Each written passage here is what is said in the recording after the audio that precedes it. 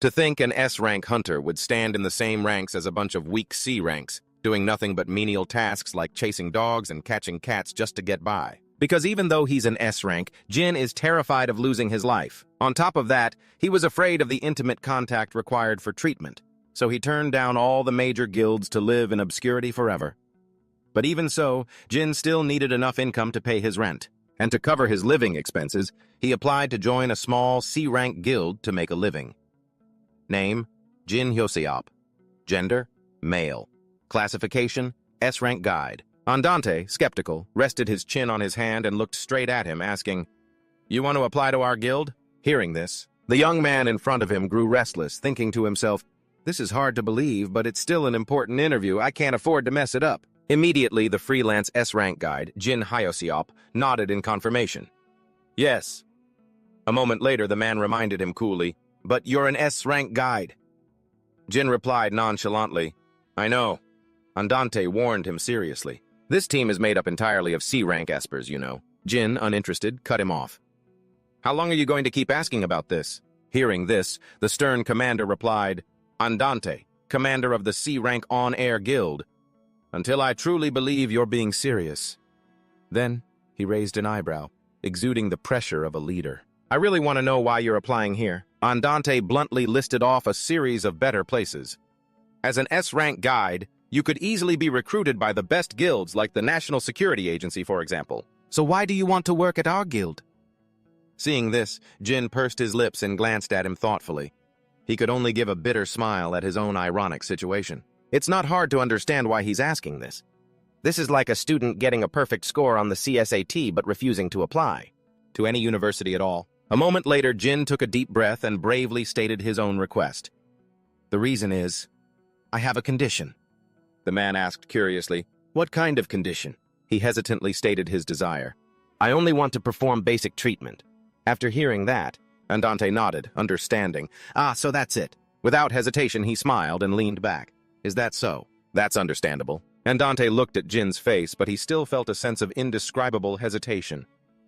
It's true that he's an S-rank guide, but the fact that he doesn't want to fulfill the full responsibilities of a guide is also a bit concerning. But then he sighed and got straight to the point. "Why did you choose our guild?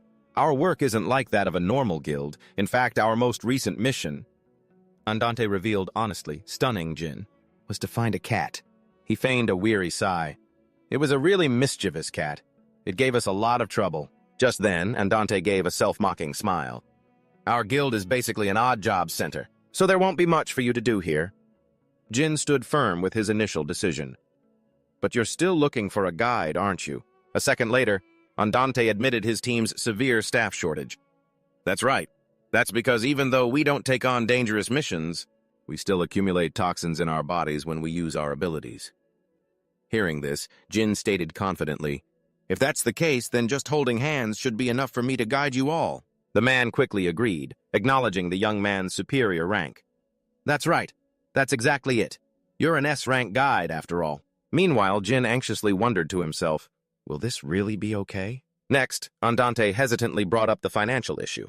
"But I'm sure you understand that we can't pay you the average salary of an S-rank guide. We only make enough to get by." Jin didn't say much and accepted directly. "That's fine." As soon as he finished, the man looked at him with a questioning gaze. "Even so, you must have an expected salary, right? Feel free to propose a number to me." Faced with such generosity, Jin repeated doubtfully in his head, "Feel free?" He thought cautiously, "Propose a number?" Next, Jin timidly proposed a number. 3.1 million. But internally, he was struggling fiercely. "This is the absolute minimum I set for myself. If it's any lower than this, I won't be able to cover my rent and monthly loan payments." He anxiously asked himself, "But is 3.1 million too high for what they can pay?" It probably is. After all, I'm only doing things like holding hands, hugging, and at most, kissing. 3.1 million is probably a bit too much. Just then, Andante cheerfully agreed. "That's a reasonable number. You can start tomorrow." Seeing that he was hired so easily, Jin was overjoyed, his eyes widening. "Really?" Looking at that radiant expression, the man marveled to himself. "An S-rank guide willing to work for a C-rank association? It's unbelievable." A second later, Andante quickly took out some papers to seal the deal. "We can sign the contract right now. I'll introduce you to the others." I'll expect you at work tomorrow. Jin bowed politely. It's my pleasure. Thank you, sir. Just then, Andante suddenly asked a question that made the atmosphere quite awkward. Have you decided who you'll choose as your binding partner? Jin asked blankly. My binding partner? Andante elaborated on the rule for guides among ability users. You see, it's so an Esper can protect you. Most guides in the association choose an Esper as a partner for their protection. Jin answered with genuine naivety. I haven't thought about that. I didn't even know it was something I was supposed to do. Hearing this, he generously pointed towards the Espers lounging on a pile of documents. Well then, you can choose anyone you like. None of the Espers in our guild have their own guide, and no one has marked them yet. Actually, no matter who you choose, and even though you can only perform basic treatment, I'm sure they'd be overjoyed. After thinking about the job, Jin wondered, do I really need protection in a guild that just looks for lost cats? Without hesitating, he frankly refused. I don't think I need a binding partner. Hearing this decisive refusal, Andante's hand suddenly froze. He grew pensive, not uttering a word. Then Andante looked up and stared straight at him. He questioned, baffled. You don't need one? At that moment, Jin was bewildered and felt a chill run down his spine. That's right. Why did his expression change so suddenly? However, Andante repeated in a deep, heavy voice, You don't need a protector? Jin broke out in a nervous sweat. Did I do something wrong? His shimmering golden eyes remained fixed on him. Afraid of offending his new boss, a flustered Jin scrambled for a solution. Maybe I should just pick someone... Anyone, ... Just then, Andante's lips curled into a slight smirk as he slyly muttered, How interesting. What a foolish thought. Jin was dumbfounded, not understanding what was happening. What? He calmly changed the subject. It's nothing. If that's how you feel, then you don't need to choose, Mr. Jin Hyosup. Then, Andante elegantly extended his hand in a formal welcome. It's a great pleasure to welcome you to our guild. I am Commander Andante, a C-class Esper. I look forward to working with you. Jin nodded, feeling suspicious inside. Thanks. Is a binding partner really that important? Why did he react like that? He clenched his fist and decided to keep his curiosity to himself. But I can't just ask him directly. If I do that, he'll see how clueless I am. Jin comforted himself. Oh well, at least I have a job now, so that's one thing settled. After looking around the quiet office, Jin was satisfied with his choice. And for now, this is good enough. Scene change, meeting room. Andante made a formal introduction. All right, everyone, listen up. This is Jin Hyosup, the S-Class guide I mentioned yesterday, he announced enthusiastically. He is our newest member. Please give him a warm welcome. At that, Jin bowed his head in a friendly greeting. It's a pleasure to meet you all. Suddenly, an excited man shot up from his seat. Hearing the commotion, Jin flinched and opened his eyes. As he looked up, he met the ecstatic gaze of a red-haired man. I can't believe it, he asked enthusiastically. Commander, you're not kidding, are you? The energetic red-haired man promoted his identity. Key Class Esper Sexy. It's a pleasure to meet you. I'm Sexy. Faced with such over-the-top enthusiasm, Jin shyly requested, It's a pleasure to meet you too. But could you maybe back up a little? He was too absorbed, proposing, Can I call you Hyung? Jin was speechless and reluctantly accepted. He's completely ignoring what I said. Sure, call me whatever you want. Meanwhile, Sexy asked excitedly, Hyung, are you really an S-Class guide, for real? Jin replied gently, I can show you my ID card if you'd like.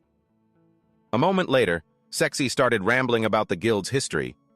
It's unbelievable. The thing is, our commander hasn't hired a single guide for the past 2 years, so I thought he wasn't planning on hiring anyone at all, Sexy exclaimed in amazement. And now he brings back an S-Class guide. Now do you see why I'm so shocked? He looked completely incredulous, then turned to the commander. Are you sure our guild even deserves a guide this good? Without hesitation, Andante shrugged smugly. If he wants to work with us, who am I to refuse? Next, Sexy yelled indignantly. Huh? Weren't you recruited? Why would an S-Class guide like you want to join a terrible guild like this? Just then, Coda sighed. Sexy. As soon as he finished, Sexy suddenly burst out laughing. His attitude annoyed Jin. A few seconds later, Sexy lowered his voice suspiciously and interrogated him. Are you a spy, Hyung? At that moment, Andante smiled and winked. Sexy. Why would a spy need to infiltrate our terrible guild? After hearing that, he was stunned. Then what's the reason? A second later, Jin gently stepped forward to explain. I don't know if the commander told you, but, he declared wearily, I'm working here. on the condition that I will only perform basic treatments. Hearing this, Sandy's face lit up with a smug grin. He's smirking. So, after listing all those intimate acts, you only want to do things like hold hands, hug, or kiss, is that it? Sandy then asked cockily, so why wouldn't you want to move on to the more advanced treatment? Most guides like to do that sort of thing during work, you know. Andante clicked his tongue, cutting Sandy off. Sandy, don't ask such sensitive questions on his first day. He pouted, arguing, what's the big deal? We're all men here, you know, he added suggestively. But for espers and guides, things are a world apart, Sandy exclaimed in disbelief. Oh, come on, all men think the same way. As soon as he finished speaking, Andante raised a scornful eyebrow, making him sulk a little. That's just what perverted espers like you think. After the atmosphere calmed down, Sandy stubbornly asked for the reason anyway. Why did you choose our guild out of all the other C-rank guilds? Most guides turn us down because they see no opportunity for growth here. Without much fuss, Jin answered calmly, it's nothing grand. He confessed his true feelings. I just don't want to work in a dangerous environment. That's all. Hearing this, all the espers were completely stunned. What? Looking around the messy room, Jin remarked with satisfaction, I find the work environment here quite pleasant and safe. And I like that. At that, Andante suddenly burst out laughing. He clapped him on the shoulder and proudly declared, if that's the reason you came here, then you've come to the right place. A second later, Andante promised firmly, I can assure you, this is the safest guild for you to work at. He smiled, then turned to emphasize his guarantee, I swear it. Espers are individuals who possess supernatural abilities. They are classified into 6 ranks based on their capabilities, S, A, B, C, D, and F.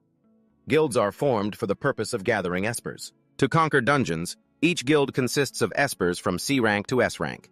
Guilds themselves are also classified from S rank to C rank. S rank guilds are extremely rare. They consist of globally renowned S rank espers and A rank espers with unique abilities.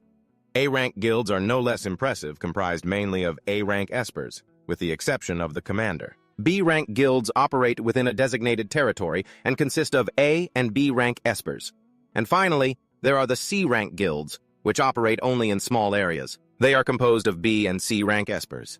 As this is the most common type of guild, their capabilities and missions are also very diverse. Some guilds conquer low-level dungeons, while others don't even bother touching a single dungeon. And the guild considered the worst of the worst is, looking at the guild room, Jin sighed to himself, the guild he had just joined. Oh, naip. He frowned in frustration. I've been here for a week now, but there's nothing to do. When the commander said this was the safest guild, I never imagined he meant it so literally. 4 of the espers went on an overseas vacation right after my introduction, and the other members have just been lazing around all week. Jin stared at the commander typing away in the corner of the room. Meanwhile, the commander has been glued to his computer all day.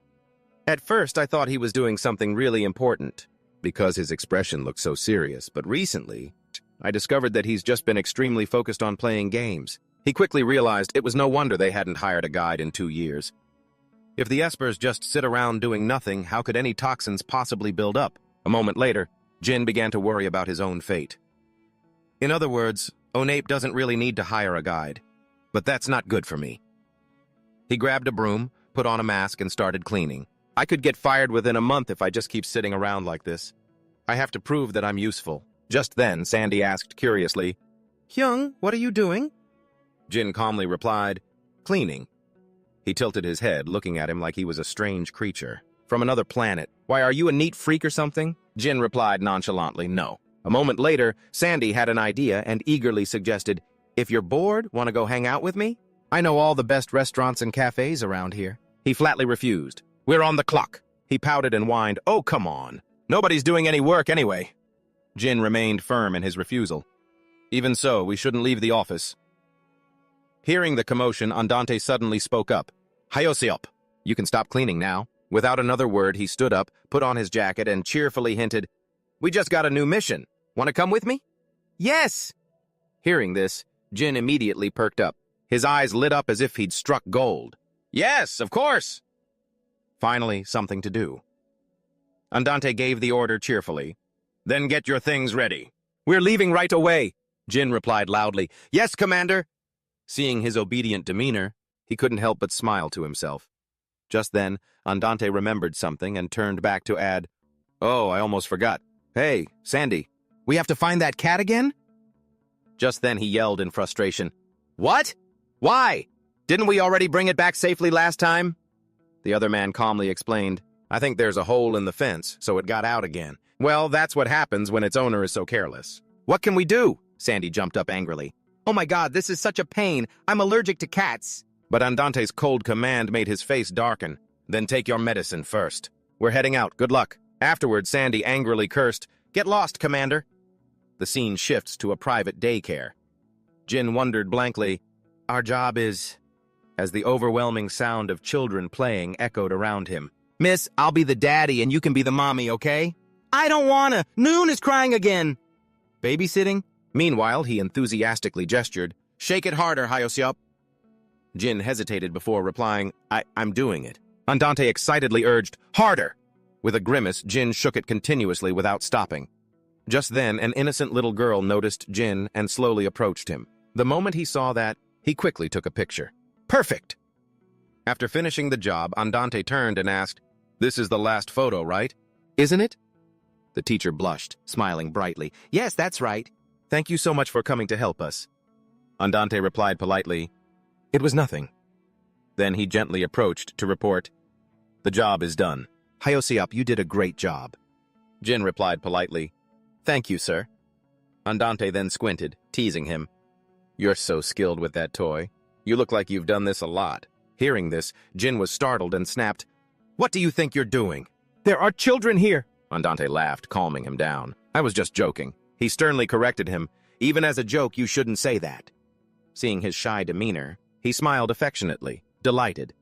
Just then, Andante politely said, We'll send you the photos tomorrow. The teacher enthusiastically suggested, You two worked so hard today. Why don't you stay for dinner? However, he skillfully declined and casually pulled Jin away by the hand. Thank you for the invitation, but we're busy tonight. Goodbye. After they went outside, Andante stopped and asked, So where should we go now? Jin was stunned, not understanding. What? He casually suggested, It's dinner time. Let's go eat somewhere nice. Is there anything you'd particularly like to eat? Jin looked at his watch, flustered. Actually, he answered honestly, I was planning to eat at home. Hearing this, Andante pried curiously, Is someone waiting for you at home? Jin quickly corrected him. No, I live alone. He seized the opportunity and made his offer. Then why not have dinner with me? As soon as he finished, Jin asked in surprise, What? Jin turned doubtfully to look at Andante's face. Seeing the fish hadn't taken the bait, he continued to explain, To be honest, it's been a while since I've had the chance to eat dinner with someone. I always eat at home alone, so I get a little lonely. Jin wondered about his relationship with the other members. But don't you eat with the other members of the guild? Andante sighed, lamenting, They don't like eating with me. It's because I'm their commander. Next, he put on a miserable expression. I'm starting to feel so lonely I can't stand it anymore. I even heard that people who eat dinner alone have a higher risk of depression. After hearing this, Jin asked in alarm, Is that really true? At this moment, Andante continued sadly, stirring Jin's compassion. I don't have any friends here since I'm from somewhere else. And I'm not really the outgoing type. He cunningly pretended to back down. But don't worry about it.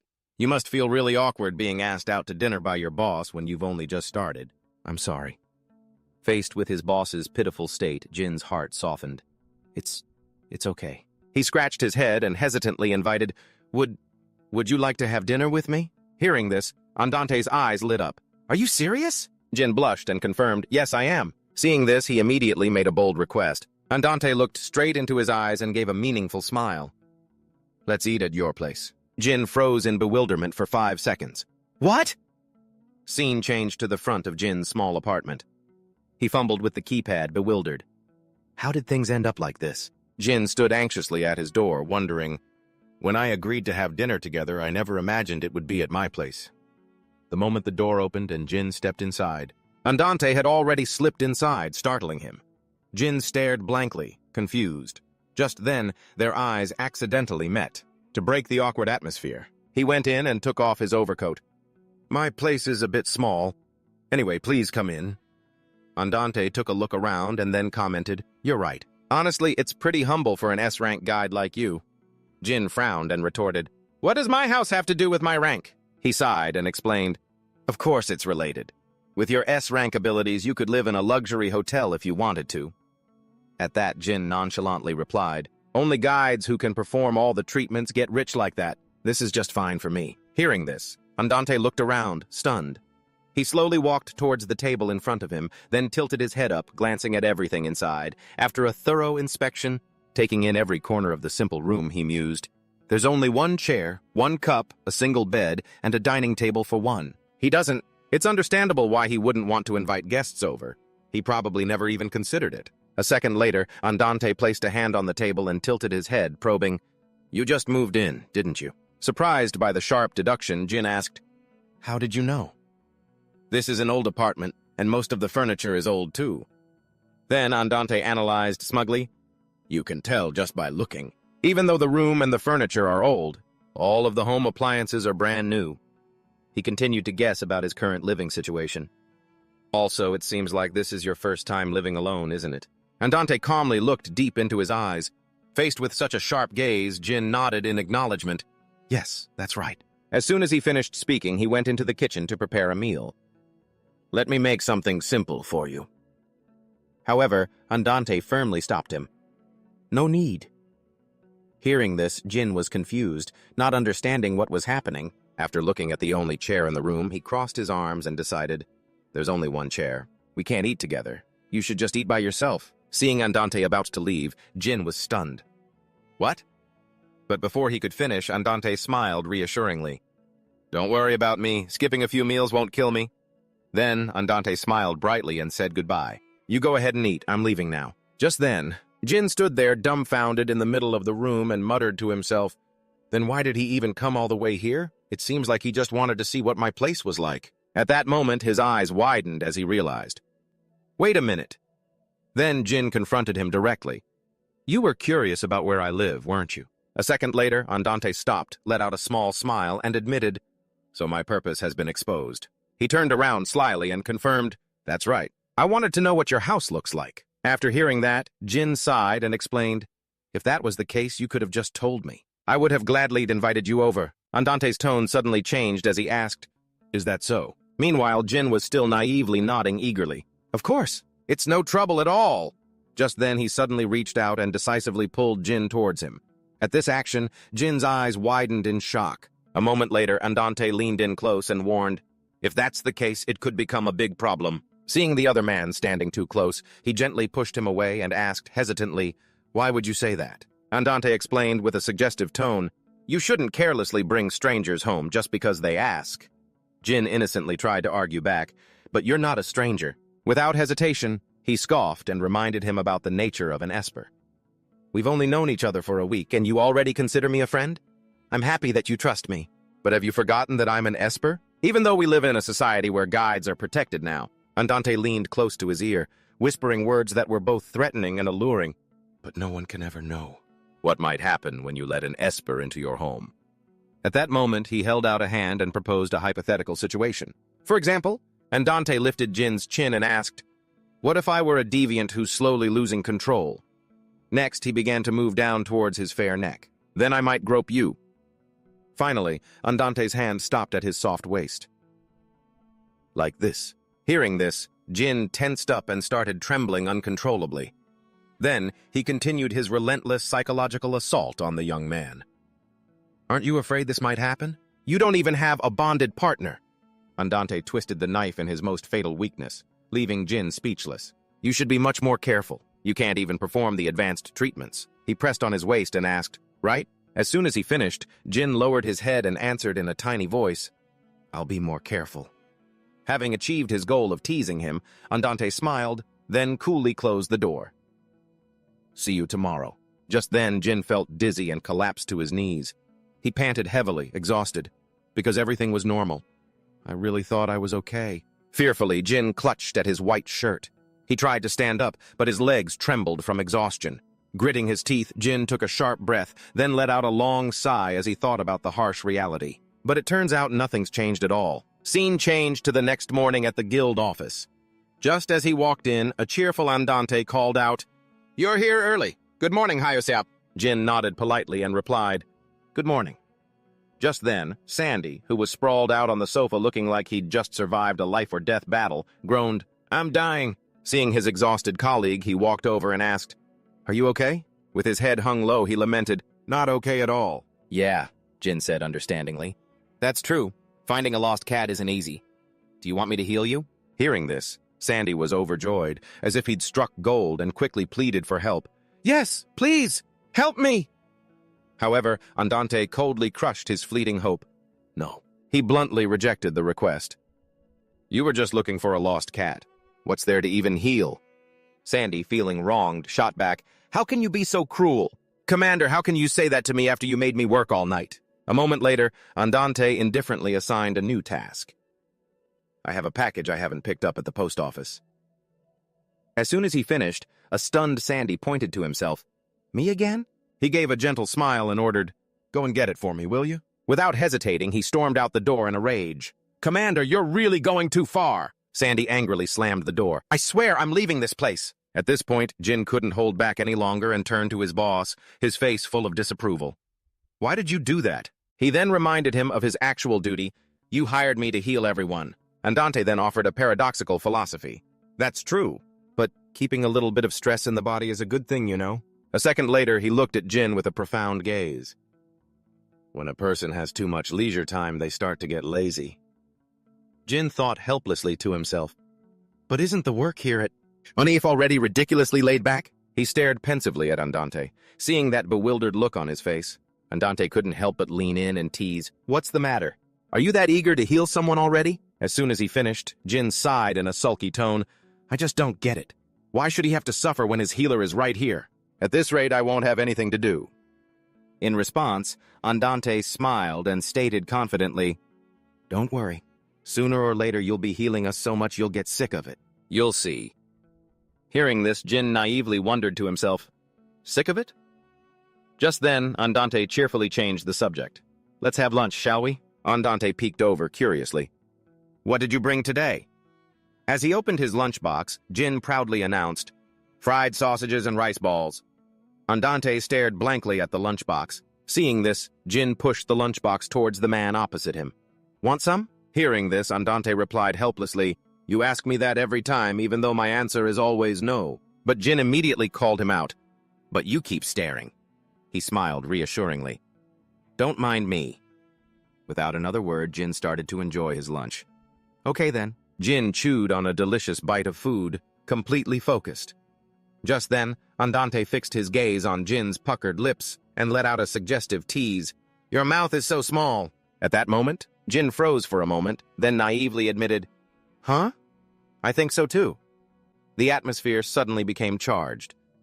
Andante chuckled and murmured, "You probably won't be able to fit it all in at once." However, Jin innocently asked, "What do you mean by that?" As soon as he said that, Andante suppressed a sly grin and pointed at the lunchbox. "The sausage." Jin replied, confused, "Of course I can." He burst into a hearty laugh. "Really? That's impressive?" Then his demeanor changed, and he said seriously, "By the way, there's a guild meeting tomorrow. You should come with me. The government has issued an official order requiring all guilds in Korea to attend." Hearing the shocking news, Jin asked in surprise, "An official order?" Andante went on to explain the tense situation. "It's likely related to the dungeons. The news hasn't spread yet because they're keeping it quiet from the press. But a few days ago, many gates, both large and small, opened up all at once in Korea." He analyzed the complex situation. Both their number and their size are deeply concerning. They probably want to divide up the gates evenly from the start to keep a few guilds from monopolizing all of them. After letting out a long sigh, Andante's face showed clear disgust. "Honestly, I don't want to go at all. The commanders from the other guilds always get on my nerves whenever we have a meeting." Hearing this, Jin asked doubtfully, "Do they give you a hard time?" He let out a faint smile, recalling those cruel, mocking words. "They keep blaming me for not setting foot in a dungeon for the past 2 years."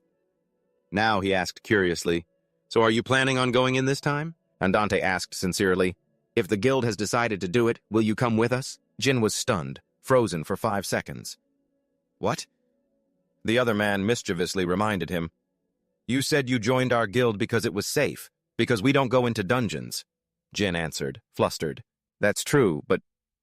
He took a deep breath, then hesitantly admitted, It's true that I used to think that. After composing himself, Jin declared with determination in his eyes, "But there's no way I'm quitting just because the guild has to enter a dungeon." Hearing this, Andante asked joyfully, "Really?" Then he began to rationalize. Even though it's inconvenient, espers still have to clear dungeons to fund and maintain their guilds. Besides, this is the best option if I want to do this work. A guild in the guild union. Facing these tough mysteries, Jin furrowed his brow, thinking, but the question is, how have they maintained the guild until now if they haven't set foot in a dungeon for 2 years? Then, the other man confidently promised, "Don't worry, we'll try to avoid dungeons as much as we can." Hearing such a bold answer, he asked innocently, "We can do that?" Andante explained haughtily, "That's right. The worst they can do is make sarcastic comments about us. Don't mind them." At that, he stood up, adjusted his jacket, and got ready to leave. "Well then, I'll come pick you up at 2 p.m. tomorrow. I have to head back now. I've got a few things to sort out." After that, Jin politely bid him farewell. The scene changes to the next morning at his apartment building. Just as Jin stepped outside, he was startled by the sight before him. In front of him was Andante, dressed elegantly and focused on his phone, completely unaware that Jin had arrived. Seeing how lavishly dressed the other man was, Jin looked down at himself in worry. Is this suit too shabby? Just then, Andante noticed him and broke into a bright smile. "You're here." Jin bowed his head slightly and greeted him. Andante graciously opened the car door. "Get in. Coda is already there waiting for us." When the car stopped in front of a skyscraper, he announced cheerfully, "We're here. Let's get out." He slowly eased himself out of the car, only to be met with an overwhelming sight that left Jin speechless. Before him stood a towering building. Looking at the majestic structure, Jin marveled to himself. The Republic of Korea's National Security Agency, the top guild in Korea, and the nation's only S-rank guild. This is a truly renowned guild, trusted across the globe, with influence that even reaches the government. Just then, Andante nodded reassuringly. "Most of the big meetings are held here." He gently placed an arm on his shoulder. "First time at the NSA, right? Just think of it as visiting a supermassive corporation." Jin replied dazedly, "Yeah." As soon as the word left his lips, Andante strode confidently forward. "All right, let's head in." Once inside, he cheerfully waved to a teammate waiting for them. "Coda, we're here!" The man gave a calm, slight nod in greeting. Suddenly, Jin felt a pang of anxiety and whispered, "But will Sandy be okay?" Andante turned to him, looking puzzled. "Why are you suddenly asking that?" After a slight hesitation, Jin explained his concern.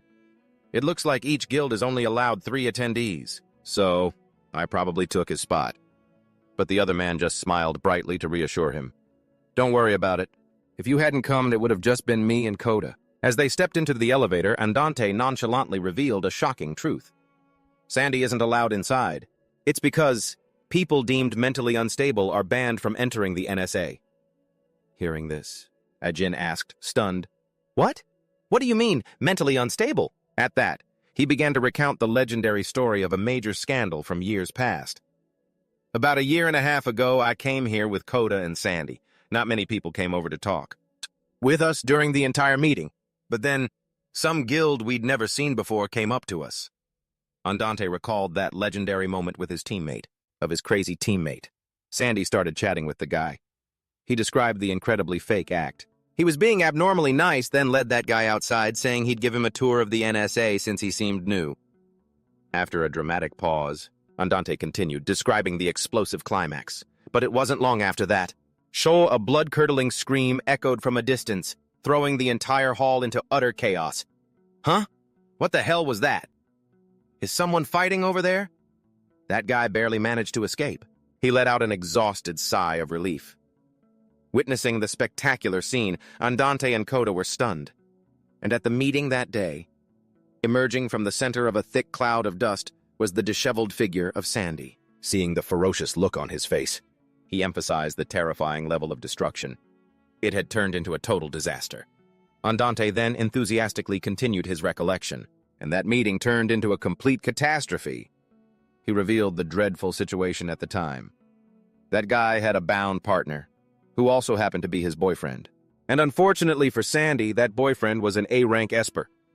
Andante described the fight so vividly, it was like watching a Hollywood blockbuster. The guy went blind with rage and started destroying everything in sight. But the fun part is, Sandy didn't just lie there and take it. Finishing the story, he announced the outcome. He got banned from the NSA after that, too. Andante then explained the strict new rule that was enacted. Right after they cleared away the rubble, the NSA established a new regulation. They should ban all mentally unstable members like him from ever attending their meetings again, he commented nonchalantly as he stepped out of the elevator. But I have to admit, that was the only time this boring meeting ever felt interesting. A second later, Jin asked worriedly, "Is Tai Soxi okay after what happened?" At that moment, Andante coldly listed off his long list of injuries. It'd be a miracle if he was okay. His entire face was practically torn off, and he has 1 broken arm and 2 broken legs. Hearing this, Jin shuddered and gasped, "My God." Then he pointed to his head and stated the real problem. But what you should be more concerned about is his brain. That part of him has never been normal. Andante clicked his tongue and explained clearly, "Everyone knows you shouldn't flirt with a Gil, who already has a boyfriend and a binding partner. But he still caused trouble, even though he knew full well." Hearing this, Jin shuddered slightly as he recalled the strange looks he himself had received. Maybe it's because of the weird look he gets in his eyes sometimes. That's why I thought he wasn't normal. Asterisk. But still, I never thought he was that crazy. Just then, he asked with a hint of reproach, "You two didn't go and help him?" Andante immediately shrugged. "Why would I? He had it coming." Jin fell silent, deep in thought. A moment later, his conscience getting the better of him, he said, "But isn't being criticized by everyone else enough?" Then Jin added with a gentle but firm criticism, "Even so, his teammates should have shown at least some concern." After listening, Andante remarked thoughtfully, "You really are a kind person, Hyoseop." Jin immediately grew flustered and denied the compliment. "No, that's not what I meant." Suddenly, a guest announced excitedly, "There he is!" A man strode confidently onto the stage. Seeing the key figure appear, the entire room fell silent. After he took his place, he bowed to greet everyone. Then the imposing man began to speak. "Thank you all for coming." He introduced himself in a powerful voice. "I will be taking on the role of lead supervisor for the recent gate incident. My name is Shin-hee Chang, commander of the NSA." He turned on the screen and got straight to the point. "Let's get right to the main issue." Next, Hee Chang pointed to the image of the dungeon and recounted the events. "This is a picture of the dungeon gate that opened 4 days ago. We have encountered gates of this size many times before. However, the problem is that 11 such gates appeared simultaneously." After glancing over the representatives, he explained the main objective: to ensure the fair distribution of the gates. Among the guilds, the government has organized this emergency meeting. Right then, Jin silently thought, it's just like the commander said yesterday. Amid the fierce competition, Hee Chang continued his announcement. Because we lack priority rights for S-class dungeons, those gates were taken by the Americans. However, we have secured all the remaining gates in Korea using our domestic priority rights. He commanded decisively, "Now, in order to distribute the gates among all the guilds, I request that the commanders follow me into the meeting room." As soon as he finished speaking, Hee Chang added a veiled threat. "If you fail to participate in this meeting," he looked directly at Andante and warned coldly, "the consequences will be severe." Hearing this, Jin felt a chill run down his spine when he met that sharp gaze. "I'm pretty sure he was looking this way when he said that." Hee Chang then announced loudly, "This concludes the briefing." At that, Andante turned and sighed in frustration. "Guess I have no choice. Espers are truly ruthless. That man really terrifies me." Jin was speechless, thinking to himself, "But you're an Esper too." Just then, Andante seriously instructed Koda, "Take care of Hyoseop." As for Hyoseop, he handed him a plate of sweets and gently advised, "Eat this while you wait, and try not to leave Koda's sight." A second later, Andante waved goodbye. "See you later." Afterwards, only Jin and Koda remained, looking helpless. Sensing the tense atmosphere, Jin held up a pastry and thoughtfully asked, "Want some?" Jin took a satisfying bite of the sweet pastry, his cheeks puffing out as he chewed happily. Standing amidst the party, Jin felt a weight lift off him. What a relief. I know nothing will happen to me. Because I'm so insignificant, no one will even pay attention to me. Looking around, he couldn't help but marvel at the luxurious and magnificent NSA headquarters. Still, the facilities here are really nice. Suddenly, a grating voice rang out from behind, full of contempt and ridicule.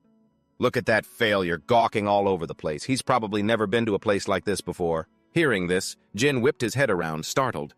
The man continued to sneer. "They're from the Onape Guild, aren't they?" The apparent leader confirmed with a haughty expression. "I guess so. I saw them with the Onape commander earlier, and the guy next to him.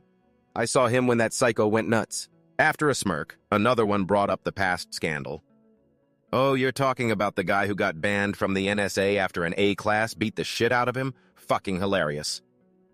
At that, the entire group joined in, laughing mockingly. All the members of ONAIP are freaks, I'm serious. Another one chimed in contemptuously. They're useless but always causing trouble, can't do a damn thing to help. Then he glanced at the boy's pretty face and made a lewd comment. I bet if they used those handsome looks of theirs, they'd make a lot more money. Hearing these insults, Jin was stunned, unable to believe his ears. Koda, however, remained calm with a completely emotionless face. Just then they started gossiping about their combat abilities. They probably won't be joining any dungeon raids, right? They burst out laughing, then said with certainty, they probably couldn't even if they wanted to. Looking that weak. Seeing this, the boy's mood sank, and he looked down at the ground thoughtfully. Then, Jin froze, thinking to himself, the best ranked among the worst C-class guilds? Only now do I truly feel the humiliation in those words. Emboldened, they pushed further, bringing up private matters to mock them. Come to think of it, I heard they're all orphans. Is that true? They were probably thrown out for being so useless. At that moment, he couldn't take it anymore and cut in to reprimand them. You're all being too rude. Seeing Jin staring daggers at him, the man laughed mockingly. Hear what he said? At that moment, he moved closer and spat out the harshest words. But it's the truth. ONAIP is just a bunch of useless bums. And your parents didn't want to raise you either. I'm just telling the truth, kid. The boy stood his ground and demanded, you should learn to respect those around you. Hearing this, the bald man grew furious and yelled, What? A C-class dares to give me orders? Without hesitation, Jin stuck to his principles. No, I'm just asking you to behave politely. Having lost his patience, the man reached out to grab him. You lowly piece of trash! Just then, Koda quickly stepped forward to protect him. As he finished speaking, the man roared angrily, What is it, you C-class scumbag? He calmly tightened his grip on the man's hand, feeling his own arm freeze in midair. The bald man was terrified. What the hell, my hand? I can't move it! He struggled in pain. What the hell is this? Let go! The arrogant bald man growled, ordering, I said let go, you son of a bitch! He looked at Koda with murky eyes and hurled an insult. You bastard! The furious bald man tried to pull away. Damn it! Just then, Koda nonchalantly let go of his hand, causing the startled bald man to lose his balance and stumble backward. Now enraged, the bald man radiated a menacing aura. You bastard, you're dead! Facing a critical situation, Jin hurriedly tried to stop Koda. He gently reassured him, It's okay. The bald man sneered, starting to wildly speculate. Trying to act all calm in front of your boyfriend, huh? As soon as he said that, Andante suddenly appeared behind him and inquired, Who is his boyfriend? Startled, he instinctively threw a powerful punch right at his face. Who the hell is this asshole? Andante dazedly turned his head to the side. A second later, he rubbed his chin and let out a sound. The bald man was now horrified as he recognized the familiar face. You're the commander of ONAIP. Andante feigned pain, but the smile on his lips was full of sarcasm.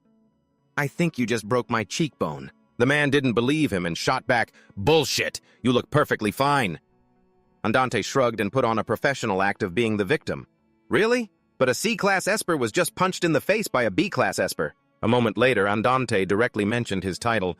You're a member of the B-class guild, Chess, aren't you? He smirked, then turned his head to look towards that guild's commander. I hear your commander really hates this kind of troublesome business. He values moral principles quite a lot, you know. Looking at the resentful face, Andante emphasized, Oh no. He doesn't look very happy. Then he made a merciful offer. What are you going to do? I'll let this slide. If you tuck your tail between your legs and get the hell out of my sight. But if you don't... Hearing this, the bald man quickly covered his face and ran off. Damn it, you guys just wait! At that, Jin ran over worriedly to check the injury. Are you okay, Commander? A moment later, Andante gave a relaxed, reassuring smile. I'm fine. It was like a mosquito bite. The boy thought sadly to himself, but you were punched by a B-class Esper. But faced with this strange display of mercy, Jin wondered, is it really okay to let him go that easily? He scoffed and asserted, Don't worry, he's so stupid he doesn't even know his own commander's temperament.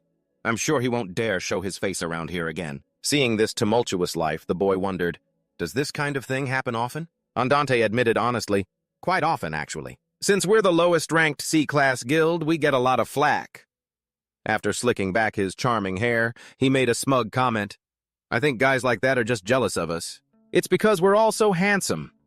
A moment later, Andante turned and announced, "Anyway, you don't need to worry about it. The meeting's over. Let's go home." Seeing Coda standing there looking lost, he asked with concern, "Coda, why are you just standing there?" Andante asked perceptively, "Are you curious about the results of the meeting?" He reported with a smile, "I was planning to tell everyone when we got back, but I'll let you in on it early since you did such a good job protecting Hayoseop." As he finished, Andante dropped a bombshell. "We've been assigned an A-rank dungeon." Hearing this, he asked in disbelief, "What?" Just then, Jin anxiously interjected, "Is that even allowed?" "But our guild is only C-rank." He calmly reassured him, "Don't worry. Our mission is just to take care of the weaker monsters at the entrance." Jin, stunned, thought to himself, "But this mission is still dangerous." Why is he so calm? Does this kind of thing happen all the time? After a shrug, Andante stated clearly, "Even if we participate in this dungeon raid, nothing will really change." A moment later, he gave his instructions. "You just need to provide basic healing, just like we agreed. That's it. And I guarantee you won't be in any danger." Hearing this, Jin nervously wrung his hands, thinking to himself, "It's not the healing I'm worried about. I can do that easily, with just a simple touch, even for people in critical condition. As an S-rank guide, it's the only thing I'm truly confident in." Scene changed to the Onape Guild headquarters. The moment Sandy saw them, he jumped out and whined, "Why are you all back so late? Did you guys eat dinner without me?" Andante admitted nonchalantly, "Of course we did." "I knew it!" he cried out, dejected. Jin skillfully placated him. "Here, I bought you some dessert." The moment Sandy saw the cake, his eyes lit up with a gasp. After taking the gift, he was so moved he threw his arms around him. "No one in this guild has ever treated me!" And so kindly before. At that moment, Jin suddenly saw Sandy like a big, whiny puppy and gently patted his head. He looked up, delighted, with a beaming smile. As Jin looked into his golden eyes, a flicker of doubt sparked within him. "I feel like I've seen that eye color somewhere before." Just then, the wall in front of them violently exploded. Other members cheerfully called out to everyone. "We're back!" Andante calmly asked. "Did you have fun?" The long-haired guy gushed excitedly, "Of course we did! Everyone kept swarming us to get to know us." Hearing this, he chuckled and remarked offhandedly, "I'm so jealous." The C-rank Esper, Flat, sat down and said, "You should have come with us. It definitely would have been a lot more fun with you there." After clearing his throat, Andante announced seriously, "Sorry to bring this up the moment you get back." He then announced cheerfully, "But in 4 days, we're raiding a dungeon." Flat nodded readily. "For real? We've been taking it easy for way too long. Might as well go once to stop everyone from bugging us." Just then, he asked, shocked, "Wait, it's an A-rank dungeon? How did you even get a mission like that for our guild? It's usually really hard for a C-rank guild to land a job like this." Andante reminded him, "They've only asked us to clear the weak mobs at the entrance." Flat asked skeptically, "You're sure they're not messing with us, right?" After looking over the list, Flat asked directly, "So who's going?" A moment later, he pointed and confirmed, "You and me." Just then, he was stunned, unable to believe the reckless decision. "Are you nuts, Commander? You should take someone who has better synergy with you than I do." Andante tilted his head with a mischievous smile. "But I think we coordinate perfectly well together." A moment later, Flat scoffed, "That's ridiculous. Our abilities have zero synergy." As soon as he finished speaking, he settled the matter. "I've already put your name on the list. There's no backing out now." He groaned in annoyance. "God, this is such a hassle." After that, Andante gave his instructions. "Get ready. In 4 days, the dungeon gate opens at 7 in the evening." After hearing that, Flat sighed and complained, "Not only is it a hassle, but it opens late, too." Just then, he remembered something and made a demand. "Well, in that case, I need healing first." A moment later, Flat looked over expectantly and ordered, "Hey, guide, heal me up so I can go conquer that dungeon." He nodded in agreement and gestured. "Go ahead, Hayoseop. Just heal him until you feel he's ready. Actually, if you could, please heal all 4 of the guys who just returned today." Hearing this, Seokni yelled out resentfully, "How come those scumbags get healed and I don't?" Without hesitating, Jin quickly agreed. "Okay, no problem." Last time Seokni asked, he wasn't allowed to. Andante sternly scolded him, "They're different from you." Seizing the chance, Flat added a taunt, "Hey, whenever you get the chance, you're always trying to abuse your powers?" He questioned me angrily, "But don't I deserve a break too?" Flat let out a sigh and offered a hollow promise. "Such a shame. You'll get your treatment soon enough." A moment later, he urged me to start the energy purification process. Go on, treat me. As soon as he finished speaking, Jin gently touched Flat's hand and began channeling his energy. He closed his eyes, concentrating on the spreading power. Jin focused, converting the energy from within his body. When suddenly he was startled, realizing something was wrong. Jin froze, his eyes widening as he felt his energy being drained as if into a bottomless pit. He wondered in disbelief, all the energy I'm transferring to him, it's being absorbed at a terrifying speed. I never expected he'd need this much energy. Is he really just a C-class Esper who got back from vacation? Probing deeper, Jin was shocked to discover horrifying devastation. There's an incredible amount of poison in his body. How has he managed to endure this until now?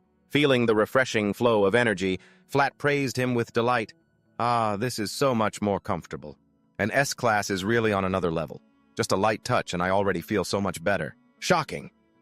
Just then he asked worriedly, I'm sorry if I did something to make you uncomfortable. Flat smiled and denied it. I never said anything like that. You're really amazing. Jin sighed in relief. I'm glad to hear that. Noticing something was off, he looked at his own palm and wondered, do C-class Espers always require this much treatment? Just then, Andante noticed the tired look on his face. He immediately asked with a concerned gaze, What's wrong? Are you feeling unwell? Jin explained honestly, No, I'm fine. It's just Flat's condition seems to be quite severe. Andante laughed and started gossiping. I heard he broke his leg while bungee jumping during his vacation. It healed fast on the outside, but I bet the inside is still a total mess, right? Flat added nonchalantly. I guess so. At that moment, Jin thoughtfully reassured himself. Maybe I've just forgotten what this feels like. It's only because it's been so long since I've used my healing ability. A moment later, Andante spoke up. Could you treat the remaining members too? After taking a deep breath, Jin was determined to get it done. No problem. After that, he touched the next person's hand and channeled his energy to them. Jin focused on transferring his power. Witnessing the miraculous healing, the man exclaimed in awe, This is incredible! The scene changes to a small apartment. Jin lies sprawled on his bed, his body completely drained. I'm totally exhausted. He blushed, breathing heavily. Jin was bewildered, comparing this to his legendary accomplishments from the past. Back then, I didn't even break a sweat saving a dying S-Class Esper. But now, I feel completely drained after just treating 4 C-Class members. He trembled, letting out a soft, hot moan. An embarrassed Jin gripped the bedsheets tightly. Then he began to recall his specialized knowledge. Normally, for an Esper to be able to use their powers, they need a compatible guide. After some thought, Jin realized the dangerous risks. Although guides have a daily limit on their power usage, they don't experience symptoms like Espers do. However, for an S-Class guide, it's a completely different story. Most people don't know about this, because S-Class guides are extremely rare. But once they surpass their normal limit... Suddenly, he bit down on his lip and let out a few suggestive sounds. Jin shivered, his legs curling as he rubbed them against the sheets. He let out a distressed, hot breath. Then, Jin turned over in pain, arching his back. Dazed and sweating profusely, Jin convulsed as he released a fluid. After calming down, he buried his face in his pillow, ashamed. Noticing a sweet scent, Jin sighed in frustration. The side effects are already terrible enough. And now I'm even emitting a sweet scent. He curled up, hugging himself miserably. This is just the worst. Meanwhile, in the association's office, a bewildered Andante asked, Flat, why are you back? Weren't you supposed to go straight home? Flat asked dazedly. Did you see Cindy on your way here? She just suddenly vanished. A moment later, he smiled and changed the subject to that new guide. I honestly didn't think he'd be that skilled.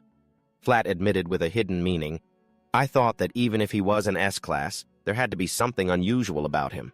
But he's far more skilled than I ever imagined. Andante replied, pleased and proud. Is that so? I'm glad our guild was able to recruit such a talent. Then he suddenly lowered his voice and asked, But don't you think it's weird? Why would an S-Class guide join a C-Class guild? Andante nonchalantly asked back, What do you mean? A serious Flat analyzed, It's strange that he would choose a C-Class guild. Just because he supposedly wants to stick to basic treatments? He warned gravely, What if he's actually the spy Cindy was talking about? After a moment of silence, Andante confirmed concisely, I'll take note of that. Meanwhile, he wondered to himself, To be honest, I've been suspicious of his motives ever since the day he applied, because none of it makes any logical sense. I even went to his house myself and tried to uncover his real motive by being friendly to him, but I couldn't find any evidence that he was a spy. A spy. Then Andante reasoned intelligently. If he were actually a spy, wouldn't he be trying to act as normal as possible? Flat agreed. That's true. A moment later, he offered a counter-theory. But what if he's hiding how suspicious he is by pretending to be suspicious? He laughed mockingly. You're just deluding yourself with all those theories. Andante stated firmly. Don't worry about it too much. As far as I can see, Hyoseop is not a spy. Flash asked cautiously. You don't think he's hiding something, do you? He shrugged evasively. I never said that. At that, Flash shot back, annoyed. But you just told me not to worry. Andante calmly enunciated each word. I was talking about him being a spy. As he finished, a confidential file was tossed onto the table. Flash picked up the document, bewildered. What's this? He revealed frankly, see for yourself. He has no recorded activity in Korea, nor has he ever undergone any kind of screening. Just then, Koda spoke up triumphantly. I knew it! Andante narrowed his eyes, asking, What do you know? I just feel like something's not right, he explained, sensing a looming danger. Flash urged impatiently, What's not right? However, Koda just closed his eyes and didn't say another word. That made him lose all his patience. Just say it! Flash complained in frustration. It's stupid trying to talk to that guy. What's he talking about, Commander? At that, Andante recounted what happened. We took him to the recent guild meeting, but no one recognized him. He deduced shrewdly, if he were an S rank, at least one person should have recognized him. And yet not a single person in the NSA knows who he is. Hearing this, he asked in astonishment, Not even those S rank lunatics know him? Flash began to piece the information together deep in thought. The NSA only recruits the absolute elite among S ranks, so they should have information on every single one of them, including their faces, preferences, and names. But they don't know Hyoseop. Just then, a bubbly Sandy offered a theory. Could he be a foreigner? But he looks completely Korean. Andante nodded, adding his own idea. Or he could be Korean but raised abroad, like you and me. Citing the extremely strict border control, he pursed his lips and shot it down. Even so, that still doesn't make any sense. The NSA would definitely know if an S rank entered Korea from overseas. He frowned. Maybe he immigrated illegally. As the mystery deepened, Flash carefully concluded, There's definitely something very shady about him. A moment later, Andante spoke up, sounding rather pleased. But what's the problem? He seems pretty harmless to us. Sandy agreed enthusiastically. Exactly. Hyoseop is incredibly adorable. Hearing this, a speechless Flash retorted sarcastically, Is adorable your top priority here? You two are insane. As he finished, he coldly added, Why should we care about his past or his secrets? I doubt his past is as dark as yours. Andante delivered the fatal blow that silenced them all. You're all criminals, after all. At that, he warned unhappily, I get your point, but can you not call us that? Andante laughed teasingly. Want a fancier title? How about half-assed criminals? Flash yelled indignantly, Hey! After having his laugh, he warned sternly, Whatever. But don't regret it when he stabs you in the back later. Seeing this, Sandy teased, Are you sulking? A second later, he continued smugly, Why would I regret it? He's the perfect piece for us right now. Andante cunningly listed his advantages. Think about it. He works hard, he's easily persuaded, gullible, and not too sharp. At this, the group fell silent, with no one offering a rebuttal. He then went straight for the heart of the matter. I mean, he didn't even realize we're S ranks after treating us. What more could we ask for? Next, Fred narrowed his eyes, looking at him meaningfully. You seem to like him a lot, huh? Andante admitted shamelessly. That's right. That's why I'm praising him. Hearing that, he said with contempt, Liar. Then, he sighed and reminded everyone in a serious tone, Stop being suspicious and just be nice to him. We don't want to scare him off. As he said that, Sandy cheered enthusiastically. I'm 100% on board. At that point, Andante turned to warn him. You're the one I'm most worried about. Hearing this, he blinked blankly up at his superior with an innocent face. Why? Andante then explained gravely, Because you might try to violate his one and only condition. Seeing his confusion, he scratched his head. I'm worried I might do that myself. Andante stressed seriously. Protect him. I think he's dealing with some kind of trauma. Some kind of psychological trauma. So it's a rule if he leaves because of you. At that moment, his eyes flashed with a look as sharp as a knife. I will kill you. Later, Andante softly instructed, Make sure our only guy is well taken care of. It's not every day you find a guy who can heal wounds with just a touch. After the discussion was over, he was lost in deep thought. The scene shifts to early morning at the association's office, 4 days after the gate opened. At this time, Andante was adjusting his gear and said his goodbyes. "We're heading out now." A worried Jin stepped forward to ask, "Are you sure you don't need me to wait in front of the gate?" Just then, Andante smiled, patting his head reassuringly. "I already told you it'll be fine. You look like a sad little puppy." After his instructions, he smiled brightly and waved, "Just wait here and don't worry, okay?" Jin stood there silently, thinking about the unwritten rules of this harsh world. Normally, Guy don't enter dungeons, but they wait at the gate in case of an emergency. He anxiously clenched his fists, but the commander told him he didn't need to come. Just then, Sandy, who was beside him, spoke up comfortingly. "There's nothing to worry about, Hyung." He cheerfully changed the subject. "Do you know what a debuff is? It's an ability that weakens a target." Sandy began to brag about his boss's insane power. In the commander's case, he can create a fake sky anywhere, and create any weather condition he wants. Espers can usually only replicate a single type of weather, but he can replicate almost all of them. Faced with such an absurd ability, Jin wondered, but things like the sky and the ground don't exist in dungeons, so his power still works in there? He explained excitedly, "That's what makes it even better. Plus, each type of weather carries a different debuff." A moment later, Jin couldn't help but wonder, how can someone that talented be just a C-class? Sandy shrugged and explained, "Because he's just a debuffer." He added with a bitter tone, "The fact that he can't fight alone is why he can't get past C-class." Hearing that, Jin marveled and reasoned, with that kind of power, he should be able to coordinate well with anyone, right? Then why did Flash say the opposite? Is he a close combat type Esper? Hearing this, Sandy nodded and began to break down the mind-boggling tactics. Exactly. Flash is very agile, so he likes to fight one-on-one at close range.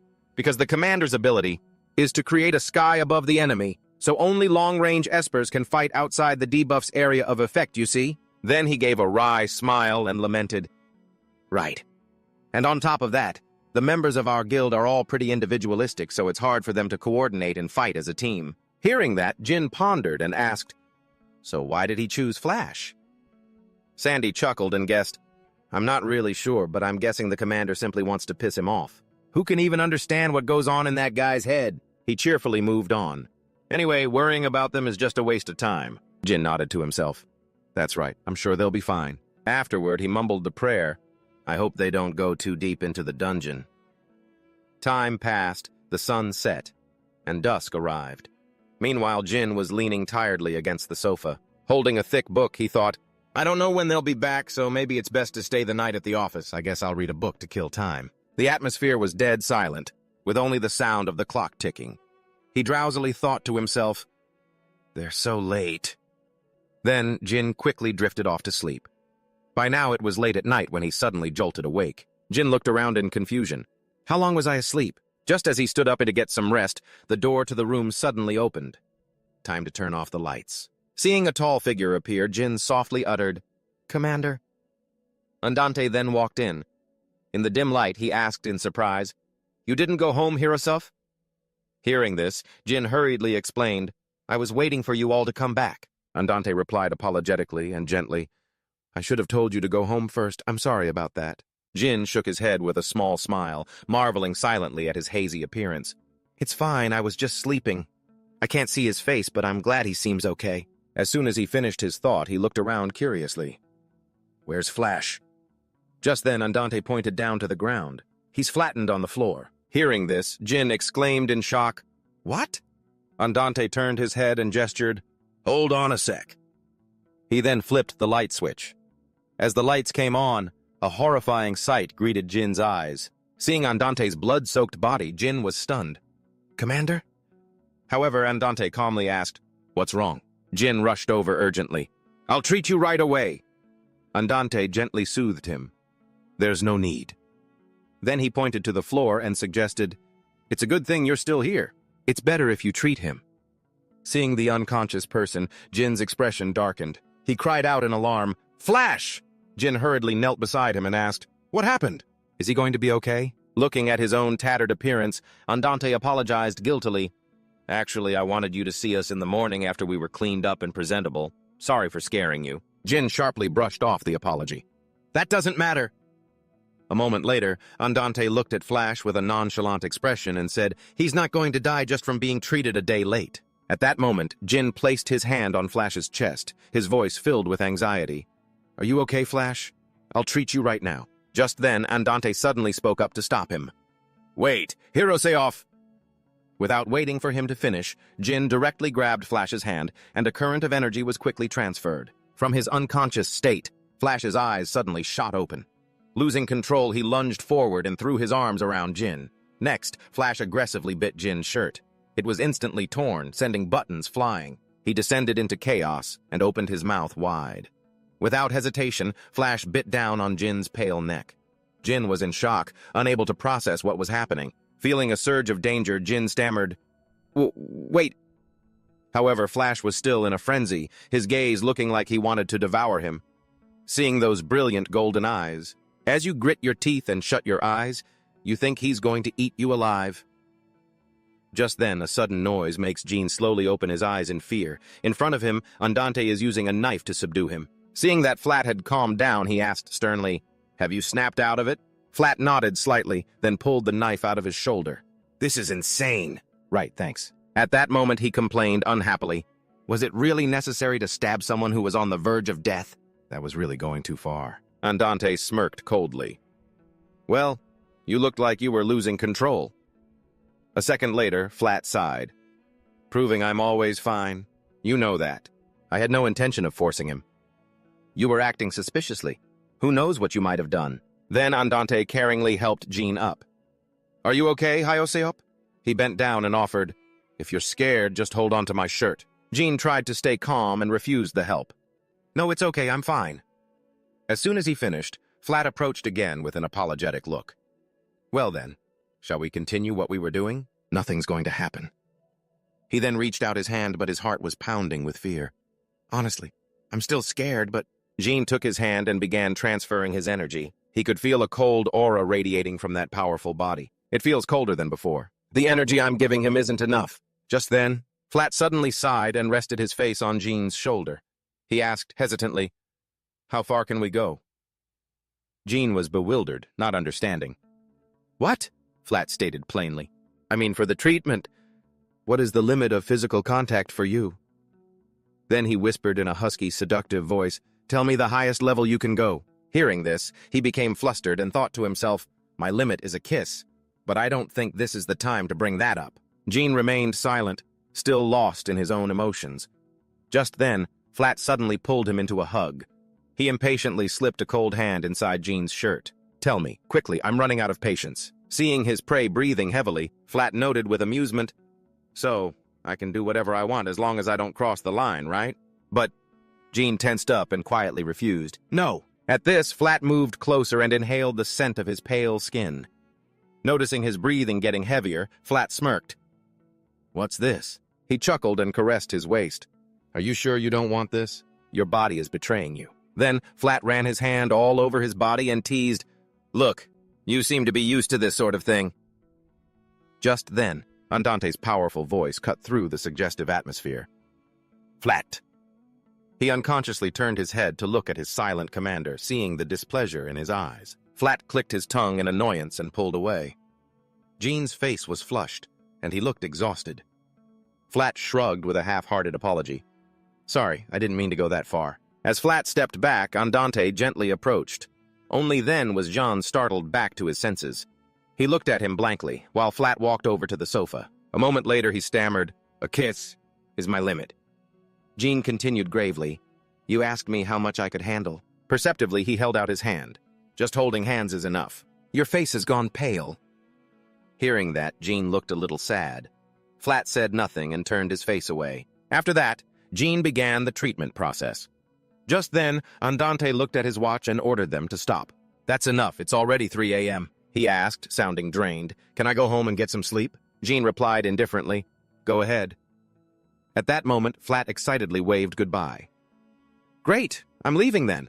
Thanks for today. Jin was still dazed. It was nothing. He stared at the door for a long time. Jin worried about the result. He's not completely healed. A moment later, he sighed and thought, but he was so confident, saying that just holding hands was enough, because I'm an S-class.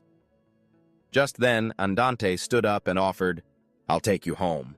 "Hayosap, get your things." Jean nodded and replied, "Thank you." Just then, he looked at his torn shirt with mixed feelings of despair and relief. "I'm so glad. I had no idea how I'd get home with my shirt ripped like this. I managed to avoid a situation where I'd be dragged to a police station." Jean unconsciously turned and saw Andante changing his clothes. He was stunned by the sight before him, a mess of overlapping scars on his chest. Seeing the serious wounds, Jean's heart skipped a beat. He wondered, but espers are supposed to heal faster than normal people, so why does he have such a huge scar on his chest? Just then, Jean thought about their miraculous recovery ability. Even the most severe external wounds should be able to heal completely. If he needs immediate treatment, why won't he let me help him? Without hesitation, he gathered his courage and made the request. "Commander, I will treat you." A moment later, Andante was still as calm as ever. Then he firmly rejected his kind offer. "I'm fine. Let's get you home. You must be exhausted from treating Flash." Hearing this, Jin insisted, "At least let me treat you a little bit." He sternly dismissed the idea. "If you have any energy left, save it. You'll need it to treat the other members tomorrow." Jin still wasn't convinced, but Commander... Andante opened the door and urged him, "Hurry up. Let's go." He paused, a look of confusion on his face. Now, Andante's car was driving slowly down the road. Inside, the atmosphere grew suffocating from the silence. Sensing the overwhelming unease, Jin sat timidly and quietly. For some reason, he seemed so much colder now. He agonized over the thought, why won't he let me treat him? Should I try to treat him just a little before I go home? Then a frightening thought flashed through Jin's mind, making him shudder. But what if he loses control? The scene changes to the front of Jin's apartment. Andante spoke in a cold voice. "We're here. Go inside and get some rest." A moment later, he added thoughtfully, "You can take tomorrow off if you're too tired. Flat won't be coming in anyway." Before getting out of the car, Jin made up his mind once more. "Commander." Andante tilted his head in confusion. He finished, looking him straight in the eye with determination. "I think you should let me treat you." Suddenly, Andante grabbed Jin's hand, his voice a mix of surprise and annoyance. "What do you think you're doing?" Hearing that, Jin retorted in frustration. "Why? Why do you keep refusing?" Andante repeated his refusal, his expression void of emotion. "I've already told you many times. I don't need it," Jin fearfully reminded him. "But you're injured." Just then, his voice dropped to a low, heavy tone. "Hayosap." Andante enunciated every syllable, as if trying to etch the words into the other's mind. "Don't cross the line." He then added a careful warning. "You don't have to do things I haven't asked you to." Hearing this, Jin hesitated and bowed his head. "I'm sorry." Andante's usual gentle demeanor returned as he affectionately ruffled his hair. "What's there to be sorry about?" "Thank you for waiting for me at the office today." Jin got out of the car and bowed. "Get home safe." A second later, he was watching the car disappear into the distance. With a heavy heart, Jin looked down at his hand. He stared blankly at the bright red mark on his arm, dazedly recalling the sensation from that moment. The moment I touched his hand to treat him, I failed. He shuddered, recalling the look of utter disgust on his face. But I could feel an immense power flowing through him. He thought in terror. Not to mention his eyes. They were exactly like those of an esper on the verge of losing control. I'm certain there's some kind of toxin in his body, an abnormally large amount. It couldn't have built up in just one day. He then clutched his head, trying to force the negative thoughts away. No, I must be wrong. Jin then recalled his normal interactions with everyone else. He seemed perfectly normal all day when he was talking to the other guild members. He told himself, so there's no way that's possible. Scene changed to 5 days later, at the bustling ONIP Guild headquarters. Andante slammed his hand on the table and made a surprising decision. "We're going on a trip." Flat's eyes widened in shock. "Right now? Where have you been for the past 5 days?" Andante smiled and gave a perfectly reasonable excuse. "I thought we should organize a trip to celebrate. To celebrate Hayosap." Hearing this, Sandy jumped up excitedly. "Great idea! Let's go, Hyung." He nodded blankly. "Okay, if everyone else is going, I'll go too." As soon as he said that, Andante immediately sealed the deal. "Looks like no one objects, huh? All the members are here, so let's head out right now." A second later, Jin turned in a panic and asked, "What? But I haven't packed anything." Andante cheerfully reported, Everything you need has already been prepared. You just need to get up and go. Next, he gently took his arm. And so, our surprise trip began. The scene changes to a villa full of sun and wind. Everyone exclaimed in amazement. I can't believe it took less than a minute to get to Gyeongnam. The portal is really amazing. Just then, Andante slowly opened the door to the apartment. Before them was a luxurious view. Seeing the sight, Jin let out a soft sound of admiration. Looking at the deep blue sea, Sandy and Flash complained, bored. Why the sea again? Oh man, I'm so sick of the sea. Seeing their reaction, he asked curiously, You guys don't like going to the beach? Just then, Koda nodded and explained, That's right, because our old office was right by the sea. Sandy turned to him expectantly and asked, Do you like the sea? Hyungjin smiled and confirmed, Of course I do. I used to live near the mountains. A second later, he groaned and started listing off an endless list. Come on. What's so great about the sea, anyway? The air is all humid and salty. Electronics break easily, not to mention it's so noisy. And a moment later, Sandy grimaced, looking into the distance. And there's a swarm of annoying bugs that just won't go away. Hearing this, he wondered in confusion. A swarm of annoying bugs? Does he mean jellyfish or something? Then, his voice suddenly turned sweet as he leaned close to his ear and whispered, Forget about that. There's a spa downstairs. Do you want to go with me? Sandy put on a puppy dog face and made an enticing offer. There probably won't be anyone there. It's only for VIP guests. Soaking in hot water feels amazing. Jin evasively refused. Sorry, I'm not going. He sulked and complained. Why not? Are you uncomfortable going with me? Or are you just shy? He stammered in denial. No, that's not it. Just then, Flash chimed in sarcastically. Hey, if I were Guy, I wouldn't go with you either. He clicked his tongue and sneered.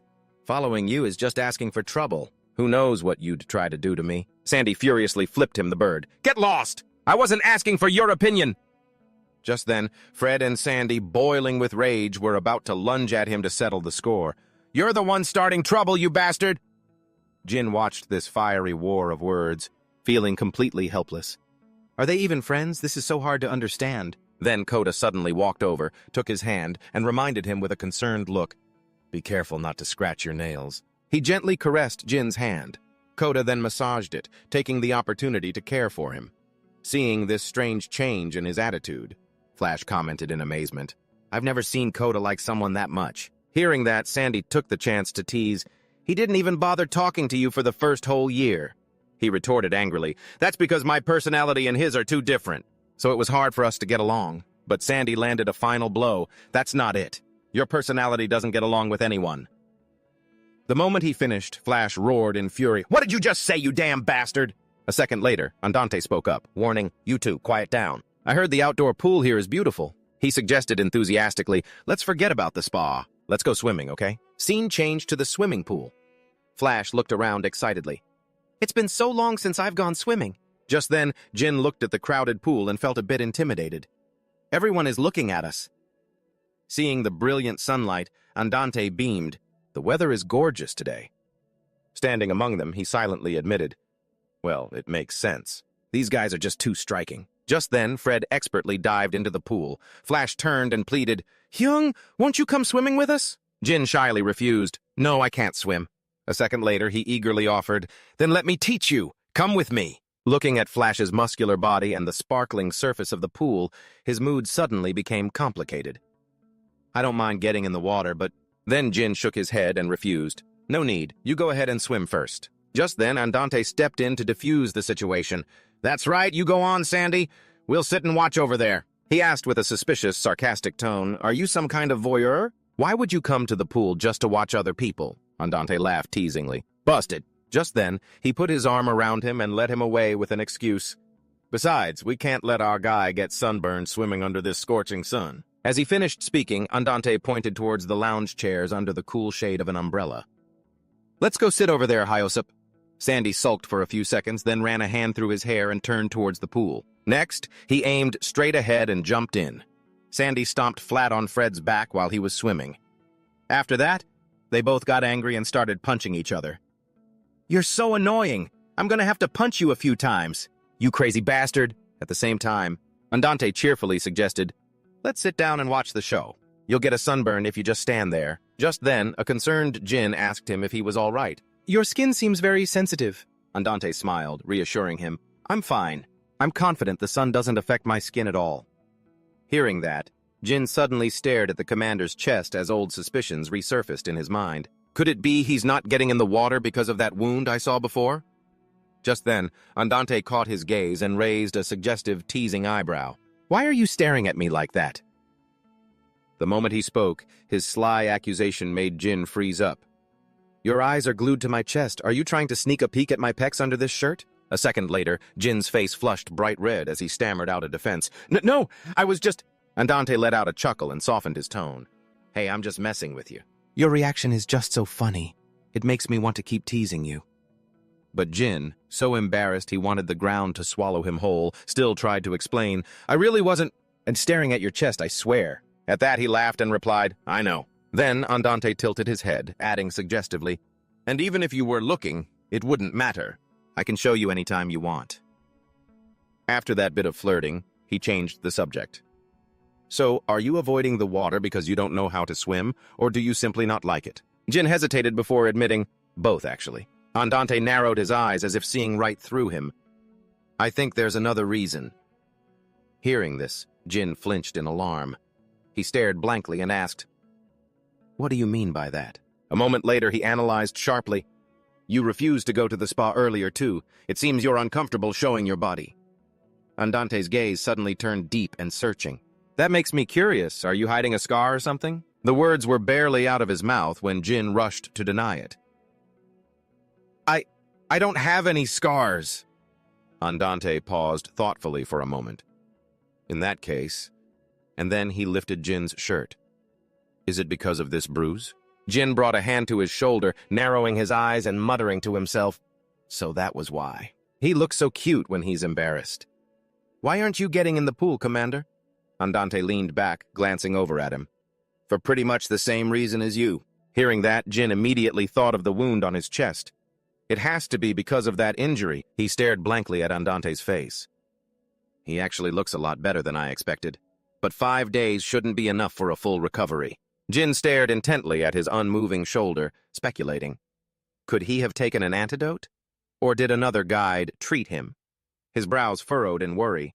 I want to ask, but he'll probably react the same way he did last time.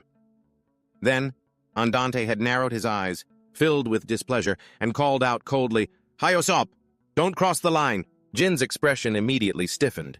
He stared blankly ahead, mouth agape, speechless.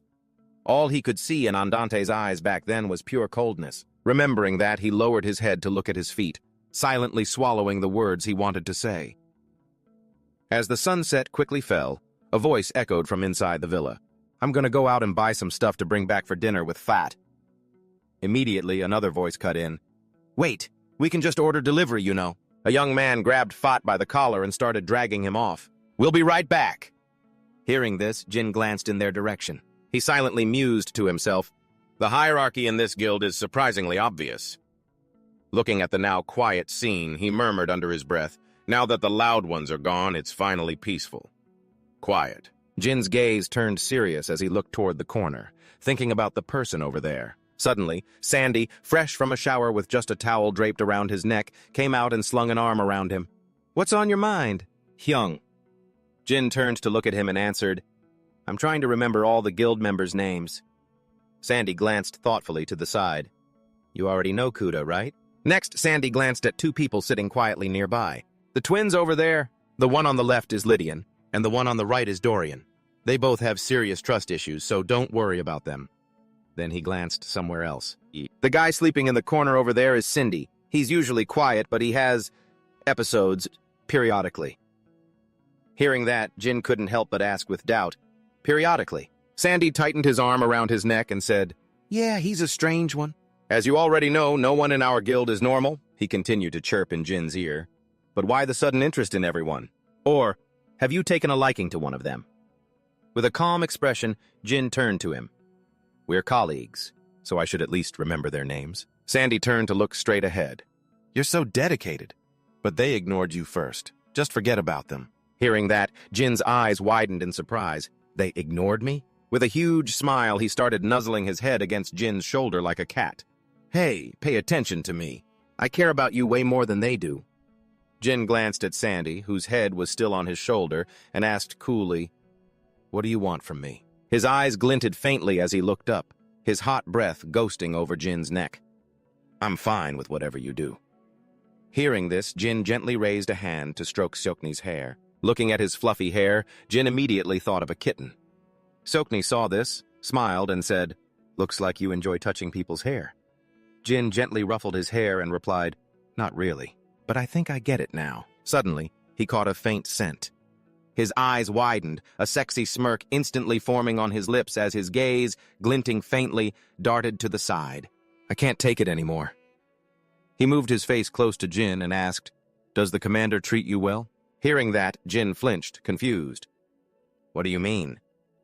Sweat beaded on his forehead, his brows furrowed tightly as his whole body felt paralyzed. Sandy gently bit his earlobe, making him jolt and tremble.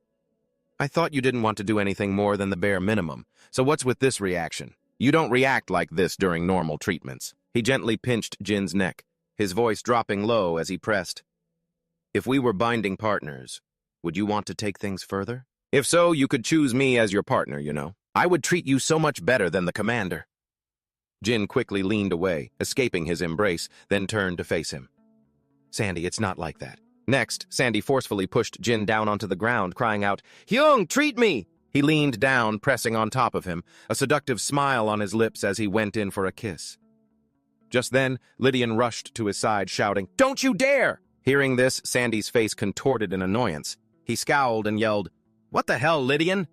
Dorian stepped in front of Lydian, shouting, "The commander told us to stop you from receiving treatment!" His voice rang out, affirming, "That's right! He said he'd throw you into the sea if you kept trying this." Hearing this, Sandy could only let out a regretful sigh. Lydian, with both hands on the table, stared straight ahead and asked probingly, "You know that, don't you?" Jin, his face full of shock, stared blankly at him.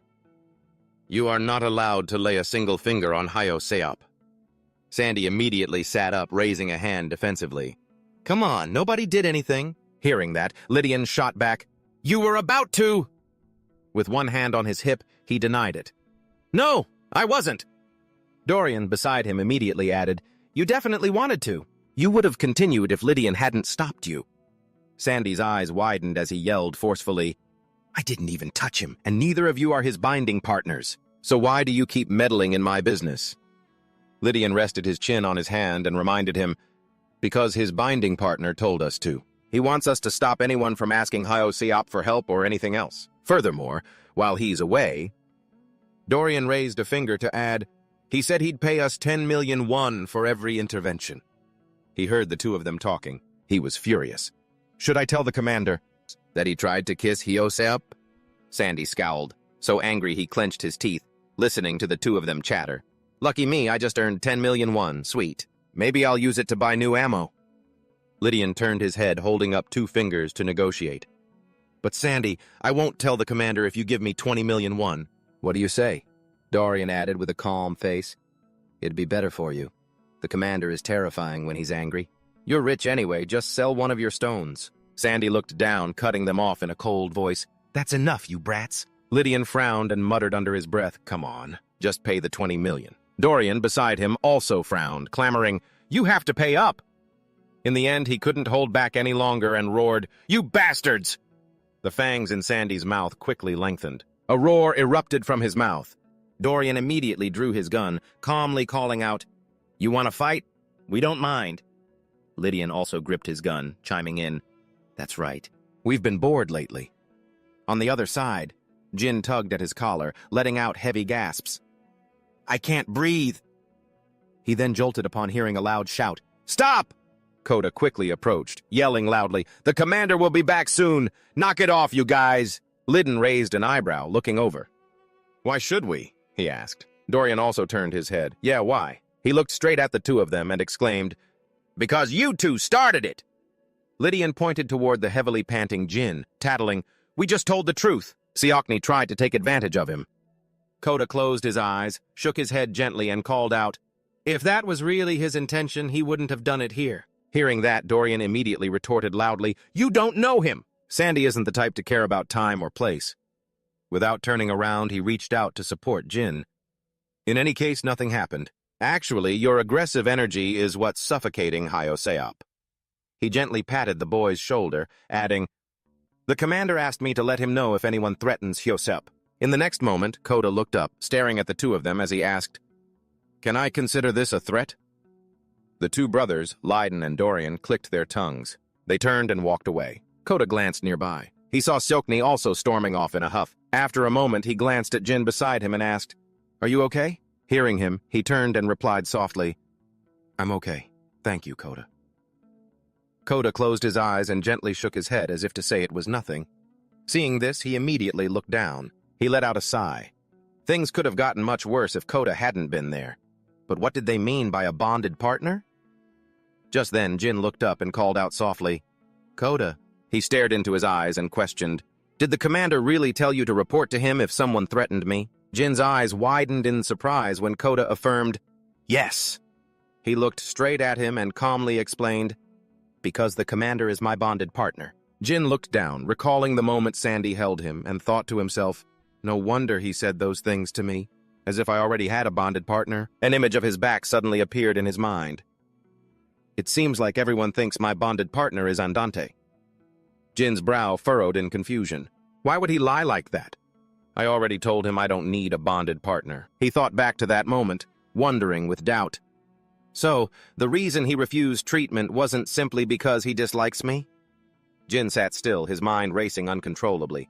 If he disliked me, he wouldn't have gone to such lengths to care for me. After a long moment, he finally looked up and asked, "Does the commander care for all the guild members like this?" Koda's denial was immediate. "No.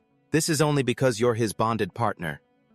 Hearing that, Jin touched the gland on his neck, thinking, "But that's not right." Opposite him, Koda tilted his head slightly, staring intently at his face. After observing for just a moment, his brows knitted together and he shouted, "Wait a minute, could it be—" Jin, still holding his neck, looked toward Koda in confusion. Just then, Andante walked into the room, one hand in his pocket. "We're back." He glanced in their direction and asked doubtfully, "What's wrong? Did you two have a fight?" Fred slammed a pile of cardboard boxes onto the table. "Do we really have to fight while we're enjoying our vacation?" A shirtless Sandy raised his middle finger and shouted, "That's hilarious coming from the biggest troublemaker of all." Andante, smiling brightly, walked over and pulled Jin up by the hand. "Don't fight, you guys. You're scaring Hyoseop. We bought a ton of delicious food. Come take a look." He glanced around, thinking to himself, "No one seems particularly upset. I guess they argue at this level pretty often." Andante looked at this table overflowing with delicious food and exclaimed, "Let's soothe our moods with some food." "We've got everything, from meat to seafood. Eat as much as you want." Jin, however, looked at the bottles on the table and thought, "It seems like most of these boxes are just alcohol." He sat down, picked up a glass, and took a small sip. Jin took in the scene around him, thinking silently. Seeing how the atmosphere changed the instant Andante returned, "I'm starting to understand how these espers, as stubborn as they are, can function as a guild. Until now." He thought about the group. Andante is always at the center, maintaining control over any conflicts that arise. He is the very embodiment of order in Onape, although I'm still not sure if this order comes from submission or respect. After the party ended, Jin stood up and walked quietly towards the door. He slid it open, stepped outside, and looked around. Glancing down the hallway, he silently calculated, "That smell of sulfur. This must be the right floor." Asterisk. He walked quickly towards the end of that hallway. Before Jin was an exquisitely decorated bathing pool, its surfaces glowing with light. He immediately submerged himself in the water. Jin leaned his head back, his whole body relaxing as he let out a soft sigh. He smiled as he looked ahead and murmured, "This is amazing. I'm so glad I didn't drink and stayed up this late. I would have regretted it if I didn't get to bathe at least once." Suddenly, the sound of distant footsteps made Jin freeze. He immediately sat up straight, turning his head toward the sound in confusion. Who would come here at this hour? Information about this place instantly flashed through Jin's mind. This place is reserved for distinguished guests on the VIP floor, and there's only one other group here besides our guild. Jin furrowed his brow as he felt the footsteps getting closer and closer. "What should I do?" he worried. "They're about to come in. I'd better cover myself with a towel." Right after, two men walked in, chattering loudly. "You idiot, I told you to be careful!" "It's not as simple as you think." Suddenly, one of them saw Jin and stopped short. "Hey, there's someone here." His companion heard him and shouted loudly, "Who cares? Let's just take a quick look and leave. That man sat down in the tub and let out a satisfied groan. Ah, that hits the spot. His partner saw him and teased, "You sound like an old man." He relaxed, leaning against the edge of the tub. "Well, I'm not young anymore. After yesterday's dungeon raid, I'm still exhausted even after getting treated." His partner pointed at him and said loudly, "You're just tired from fooling around so much." The man burst out laughing and confirmed, "You got me." Jin immediately stood up, sneaking a glance at the two of them. Why are they both espers? I should leave quietly before they notice me. Suddenly, the red-haired man behind him tilted his head and asked, "Are you on the VIP floor too?" He stared at him. "I saw you at the outdoor pool earlier. You were with your guild, weren't you?" Jin turned to look and calmly replied, "Yes." The short-haired man beside him, grinning from ear to ear, exclaimed, "Right? This is my first vacation in Korea. It's truly amazing. I'm from overseas." Hearing this, Jin glanced over and said, "I see," while thinking to himself, "I need to figure out how to get away." The two of them quickly closed in on him. The short-haired man raised an eyebrow and asked, "You're an A rank, right?" Jin froze instantly, his eyes widening as he stared at them. The red-haired man, with one hand on his hip, said, "Anyone ranked lower couldn't afford this hotel." His partner beside him chimed in, "Since we've run into each other like this, let's have a little chat." Hearing this, Jin quickly turned his back to them. "I've been here for a while, so I should get going." The short-haired man reached out and grabbed his arm to stop him. "Hey, come on now." Don't be like that. Startled by the grab, Jin whipped his head around. He then forcefully yanked his arm back, sending water splashing everywhere. The short-haired man's arm remained outstretched. Surprised, he exclaimed. Jin narrowed his eyes, holding an arm up defensively. "Stay away from me!" He watched them warily, thinking to himself, "If I show any fear right now, there's no telling what they'll do to me." The red-haired man stared at him and let out a mocking laugh. "Unbelievable. An Esper from the Great Empire's Guild wandering around here? All alone. What did you think would happen if you ran into some psycho?" Jin's expression turned cold as he scowled. "Are you threatening me right now?" The man immediately held up his hands. "No way, no way! We have no desire to get punished by the NSA." Jin lowered his head and quickly turned away. "Then please move aside." As Jin's back was turned, the short-haired man called out, "Oh, come on now." The red-haired man beside him chimed in, "You don't have to be so on guard. We just want to talk a little." Jin felt their hands reaching for him and thought frantically, "I have to move now!" In the next instant, water from the pool erupted high into the air, obscuring his vision completely. He was shoved back down into the water by their hands. As water dripped from his hair, Jin's eyes shot open in shock when he heard their voices add, "Those punishments!" The corner of the short-haired man's mouth curled into a smirk as he asked, "Did you know those only apply to regular guilds?" The red-haired man stood up, revealing a tattoo on his hip. An Esper from overseas with a tattoo. He slowly drew closer and stated calmly, "We're not an officially registered guild." "An unregistered guild?" The short-haired man's lips curled as he pressed down hard on Jin's shoulder. "In other words, the NSA's laws don't apply to us." Hearing this, Jin's eyes widened in fear as he thought, could they be from a dark guild? Information about such organizations flashed through Jin's mind. They were criminal guilds that no country could control. He sat there, stunned, thinking. Just as darkness exists where there is light if there are official government-backed guilds like the NSA, then there are also groups who handle the dirty work. Jin sat frozen, his thoughts racing. Even though many guilds, including the NSA, have tried to apprehend them. He glanced at the two men. They have so many highly skilled members, making them impossible to catch. Seeing Jin still frozen in place, the short-haired man gave a slight smile. He prodded, "Do you understand the situation you're in right now, Mr. Guide?" Water dripped down his face. "Is this why?" And the commander said I needed a binding partner? I was such a fool to only realize it when it's too late. Jin's mind suddenly flashed back to a moment when he was sitting by a window, looking out. He remembered the scene vividly. I've been detached from reality for too long. Jin lowered his head, silently listening to the short-haired man. It's always been my dream to fuck a tall, muscular guide. I guess today's my lucky day. Hearing this, his partner immediately exclaimed, "You got some weird-ass taste." He raised an eyebrow, turned, and laughed loudly. "You just don't get it. Seeing a muscular guy cry is a huge turn-on." The red-haired man retorted, "Give me a break. Women or slender guys are way better." Meanwhile, Jin, with his head lowered, sensed the faint smell of pheromones in the air. It felt like his head was being submerged in bleach. The short-haired man kept releasing his pheromones, glancing at Jin. "You gotta at least have a taste before you knock it." Jin caught the scent. It caused his aura to turn a pale blue. With his head down, he felt their arms tighten their grip on him. "How can I escape this?" "There's no way to call for help, and no one is coming." Jin gritted his teeth, telling himself, "But that doesn't mean I should give up." Suddenly, a hand shot out from nearby. Model Andante appeared and forcefully slapped away the hand gripping Jin's shoulder. Jin immediately sensed something was different and looked up with a start.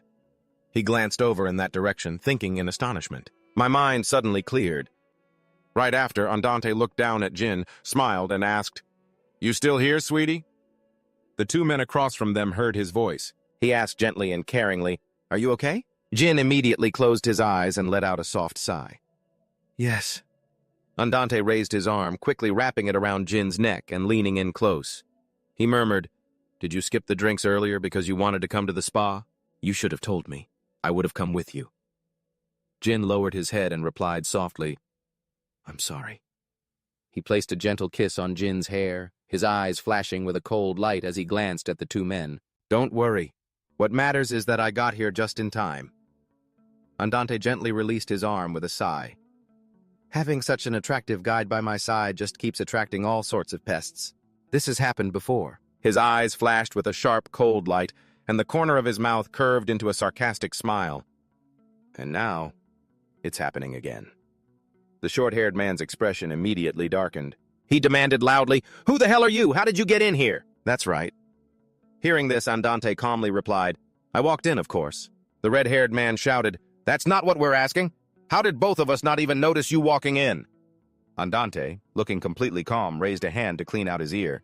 "Obviously, it's because you guys have a skill issue, so don't go barking at me."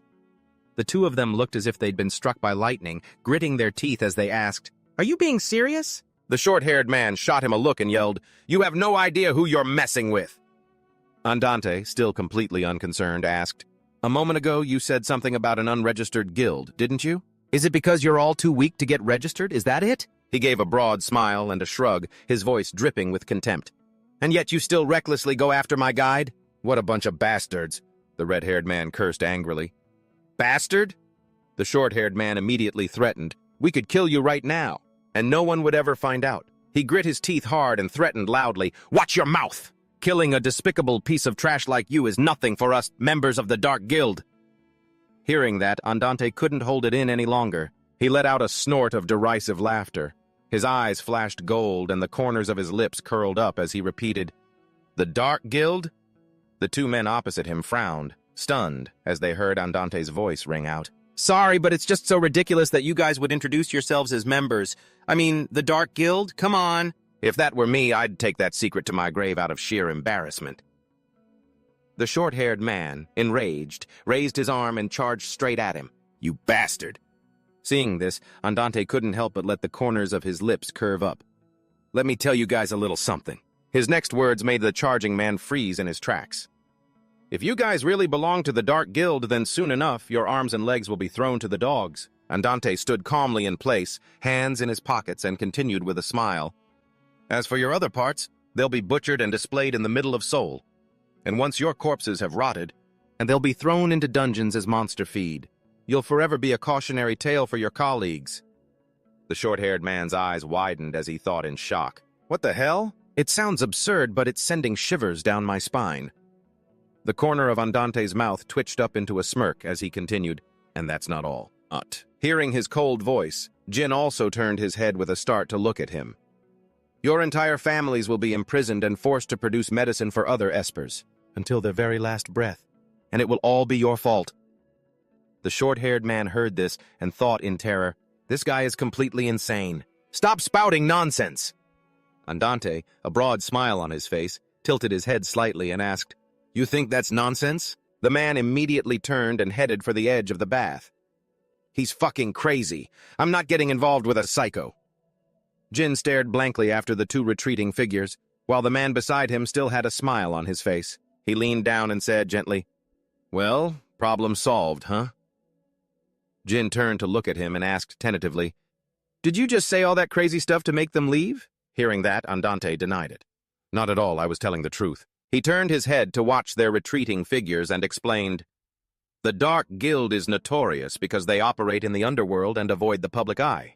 They don't have an official name or any way to describe them, so no one knows who they are or where to find them," Andante added, his eyes on their hastily fleeing backs. "They try to avoid everyone's attention because they need to operate discreetly, but it seems those idiots thought otherwise." His eyes flashed a bright yellow. He stared intently in their direction. Andante remained motionless, murmuring under his breath, "Those who can't foresee the consequences of their actions will die soon enough." "Yes." Jin followed his gaze. He heard Andante add, "I was simply reminding them of that." Right after, Andante looked down and asked with concern, "Anyway, are you hurt anywhere? They didn't attack you, did they?" He let out a sigh and replied, "I'm fine. Thanks to you."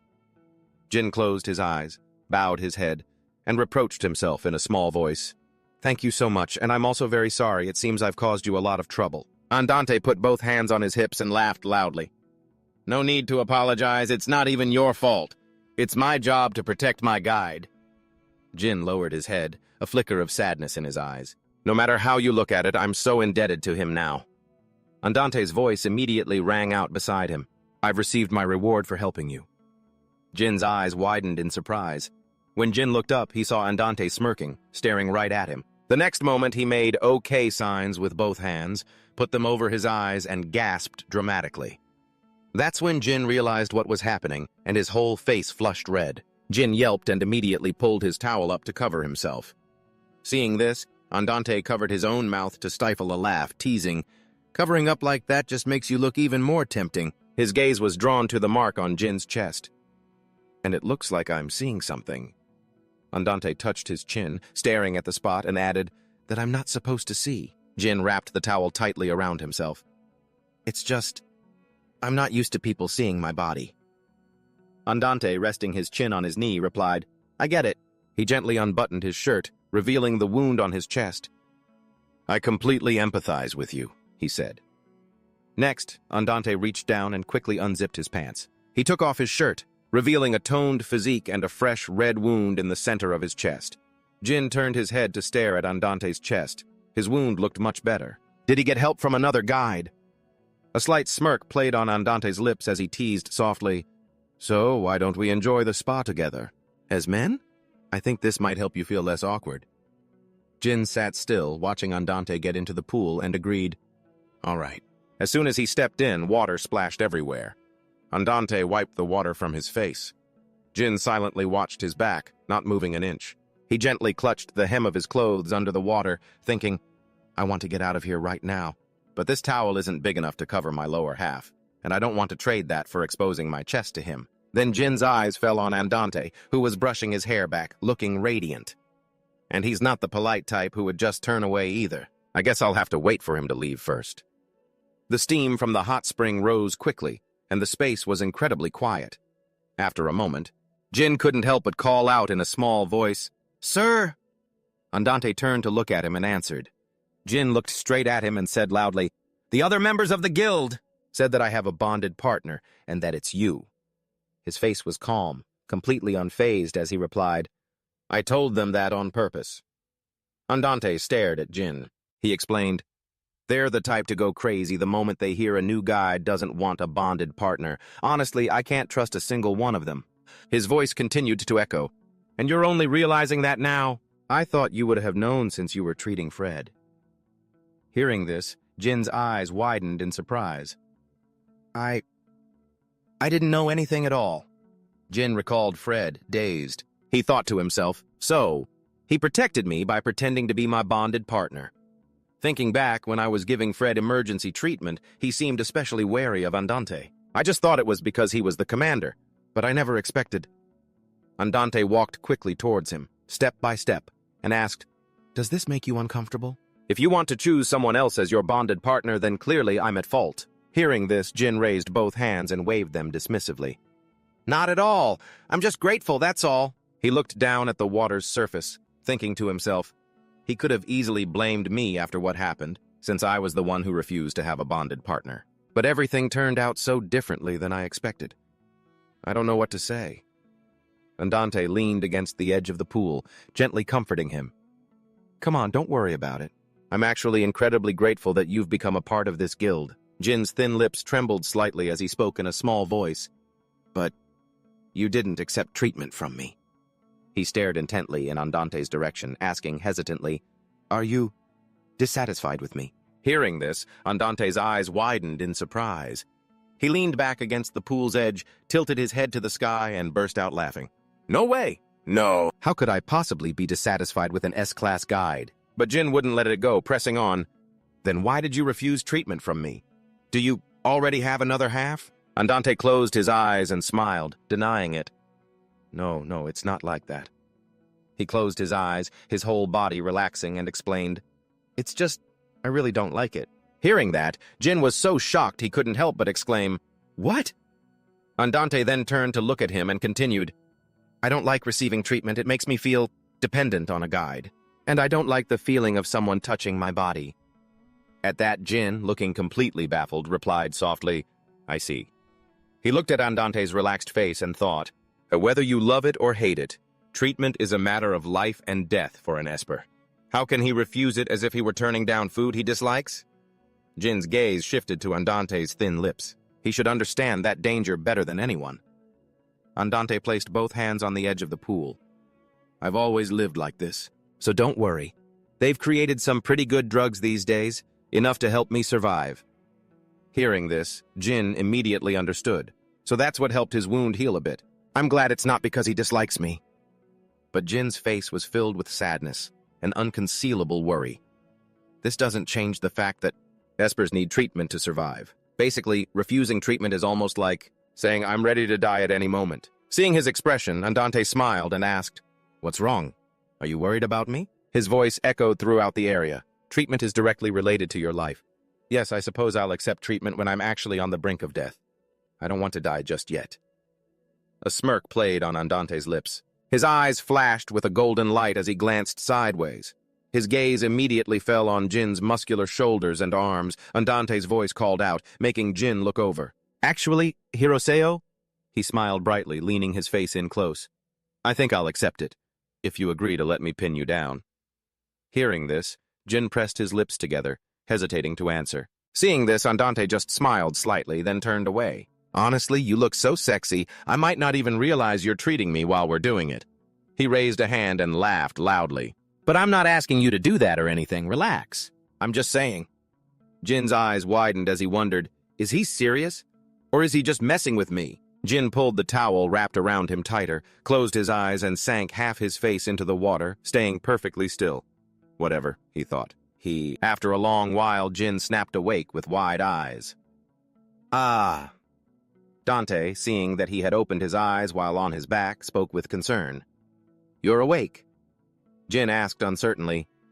What happened? He carried him forward quickly and replied, You passed out in the middle of our conversation. As he walked, Andante added, You really scared me. You know, I think what I said shocked you. Hearing that, Jin was startled and thought to himself, I passed out? No. Without turning his head, he chided, If you were feeling dizzy, you should have gotten out. Why did you stay in? Hearing that, Jin wrapped his arms tightly around Andante's neck. I'm sorry. I'm okay now. You can put me down. He gently set him down, still holding on to him worriedly. Still dizzy? No, I'm fine, thanks, Jin replied. But my clothes... He looked down at the shirt he was wearing and asked, Did you dress me? Andante nodded affirmatively. Yeah, I was the only one there, remember? Jin covered his face with his hands, thinking, I tried so hard to hide it, but it was all for nothing. He mumbled quietly. Did you see everything? Yep, Andante replied with a carefree smile. Of course I dressed you. You looked so tempting, I almost pounced on you right then and there. An image of himself laying Jin down on the floor immediately flashed through his mind. Then, Andante's gaze fell upon the mark on Jin's chest. His eyes narrowed as he heard Jin's probing voice. I'm just asking. Seeing Jin let out a soft sigh of relief, Andante asked, What else did you expect? He draped his own shirt over Jin's shoulders. Don't overthink it. You still need to recover. Everyone has secrets, and I'm not interested in other people's. Jin walked forward and said gratefully, Thank you. Hearing that, Andante teased, You've thanked me a lot today, but I haven't really done much. Jin stopped, let out a breath, and retorted, "That's not true. You've done a lot for me." A slight smirk played on Andante's lips as he asked softly, "Really?" Just then, Andante reached out, grabbed the hem of the shirt Jin was wearing, and pulled him sharply closer. Seeing Jin's face right in front of his, he smiled faintly. Andante's lips curled as he brought his face even closer to Jin's. He whispered into his ear, "In that case, could you do something for me?" His eyes flashed with a golden light as he added, "It's nothing big." Suddenly, a dark shadow appeared swiftly in the sky, making both of them look up at the same time. In the pitch-black night sky, a streak of purple light shot across, emitting dazzling flashes. Then it quickly began to swirl. In the blink of an eye, it formed a portal. Jin looked up at the sky, startled. "A dungeon gate? Oh no. I have to report this to the authorities right away." His eyes widened with worry as he glanced to the side. Across from him, an irrepressible smile spread across Andante's lips, his whole body buzzing with excitement. Jin froze on the spot, utterly confused. "What the hell?" He stared at Andante, wondering, why does he look so happy? Just then, Flash walked up from behind, exclaiming, "Whoa, that's an impressive gate." Sandy, with her hands on her hips, laughed and added, "It's not that big, but it looks pretty dangerous." Flash rubbed his head and cheered, "There must be an awesome monster inside." Sandy shielded her eyes to get a better look and asked eagerly, "So who's going in?" Commander Flat immediately raised a hand and shouted, "You already know!" "I can't. I'm still tired from the last dungeon." Andante bowed his head with a small smile and reassured him, "Don't worry, I won't make you go." Lydia immediately shot her hand up and yelled, "Let us go, please." Dorian, next to her, also raised his hand. "We can handle it, Commander." He raised a finger and objected, "No, I don't think this dungeon is suitable for you two. It's small, but it could be very deep. Guns will be useless against a large swarm of monsters." Hearing that, the two of them lowered their hands, their faces filled with disappointment. Andante turned to look at the gate and said, "I think it's best if I go alone." Flat, hearing this, yelped, "Huh? You're planning to go in there alone without any treatment? How many lives do you have?" Andante replied with a broad smile, "It's fine. I'm in a pretty good mood today." Flat couldn't help but curse, "Damn it, are you even human?" Lydia wrapped her arms around her neck and told Flat, "You idiot! Our leader was never human to begin with." Next to her, Dorian crossed his arms and nodded in agreement. Jin, who had been silent until now, spoke with a trembling voice. "What are you guys talking about? We need to contact the authorities or ask another guild for help right now." Andante, with his hands in his pockets, glanced over at him. "And what if the gate closes while we're waiting? It looks like we could find something interesting in there. We should go in quickly." He looked up with a grin.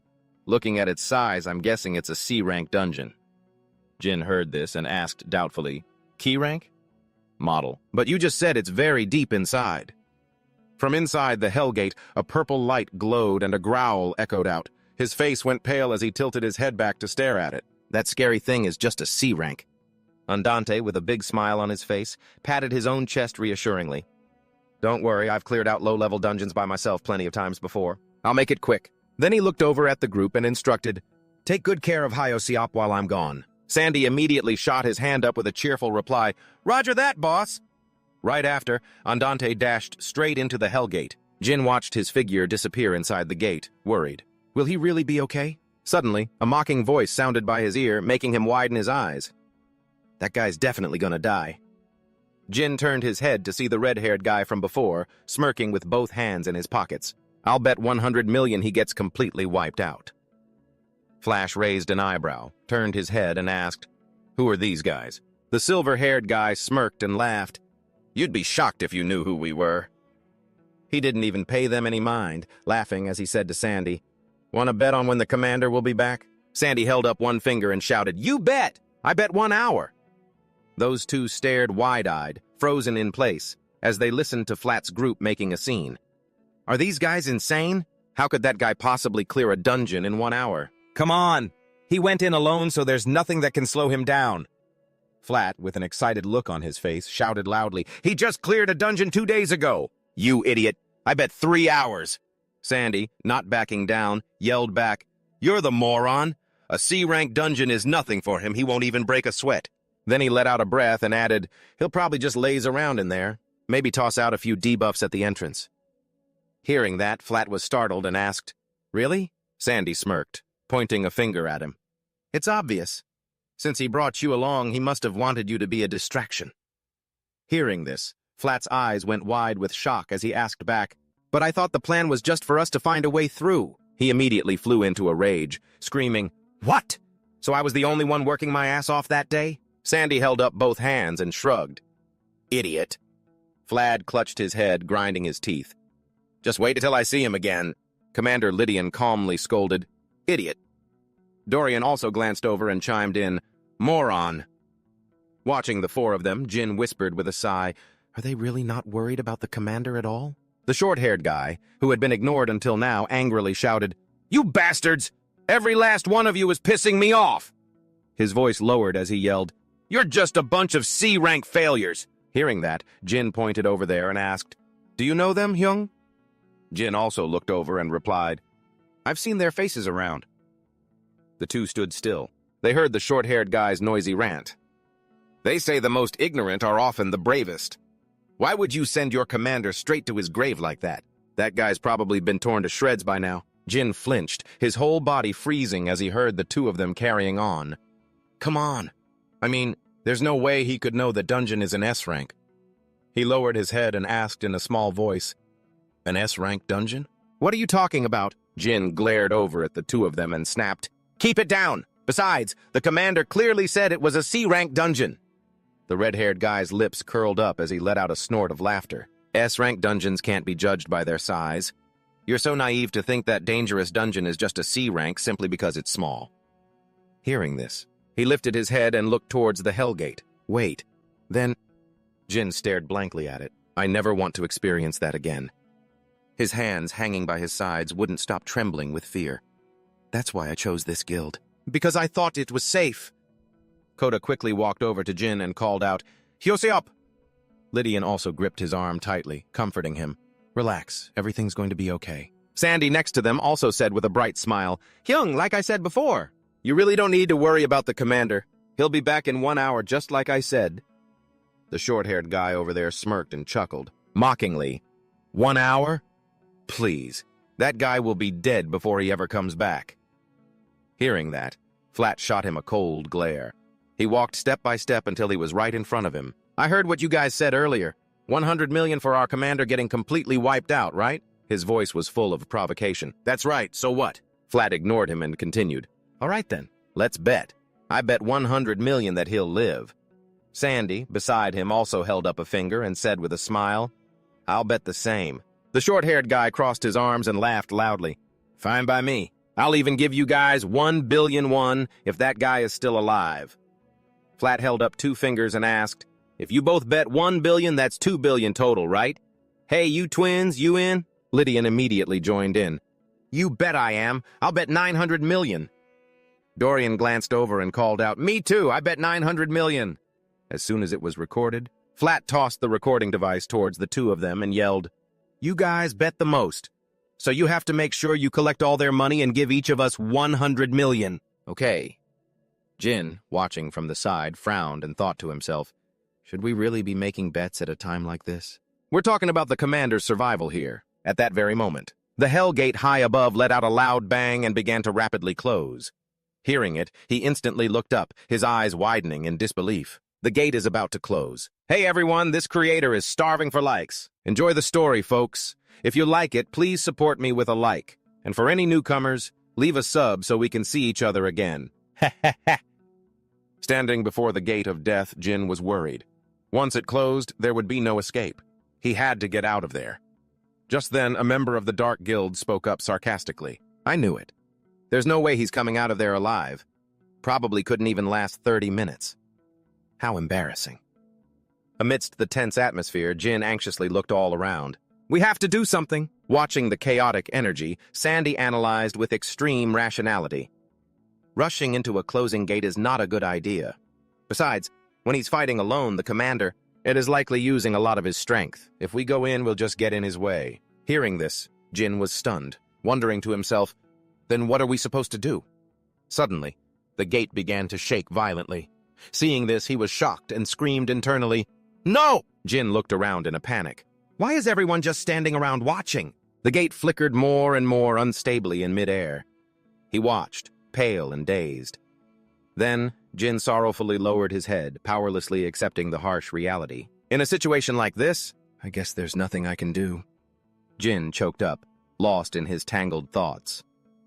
But I haven't even had a chance to repay him for everything he's done for me. Just then, Sandy suddenly spoke, cutting through his train of thought. Hearing her, he unconsciously looked up.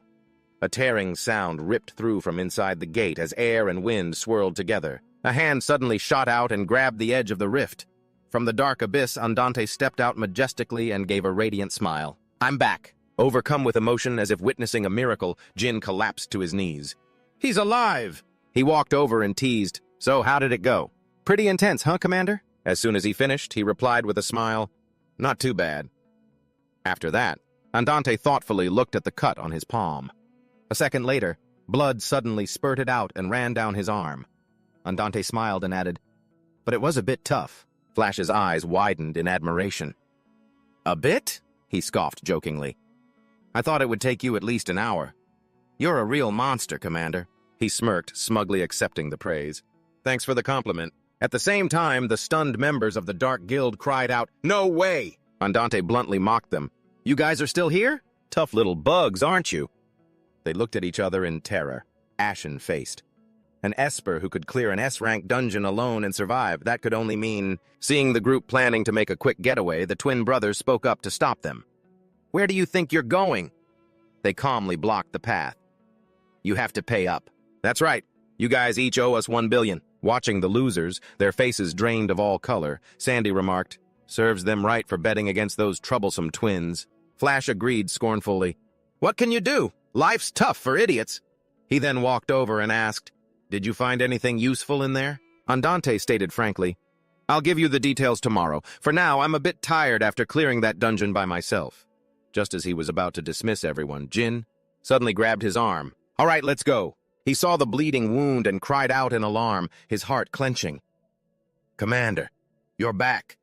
Jin's exclamation immediately made the atmosphere tense. It's so serious, just then. Sandy urgently pressed, Commander, you need to get treatment right away. Andante remained nonchalant. It'll heal on its own. A moment later, he suddenly remembered something. He then looked straight into Jin's eyes with a profound gaze. I almost forgot. While I was in the dungeon, I remembered what I wanted to talk to you about. Is my offer for you to grant me one request still valid? As soon as he finished speaking, Jin's heart began to race. He nodded. Of course. At a time like this, he must need me to heal him. Considering the state of that wound, I don't have any other choice. I'll heal him with everything I've got. After mentally preparing himself, he looked up at him.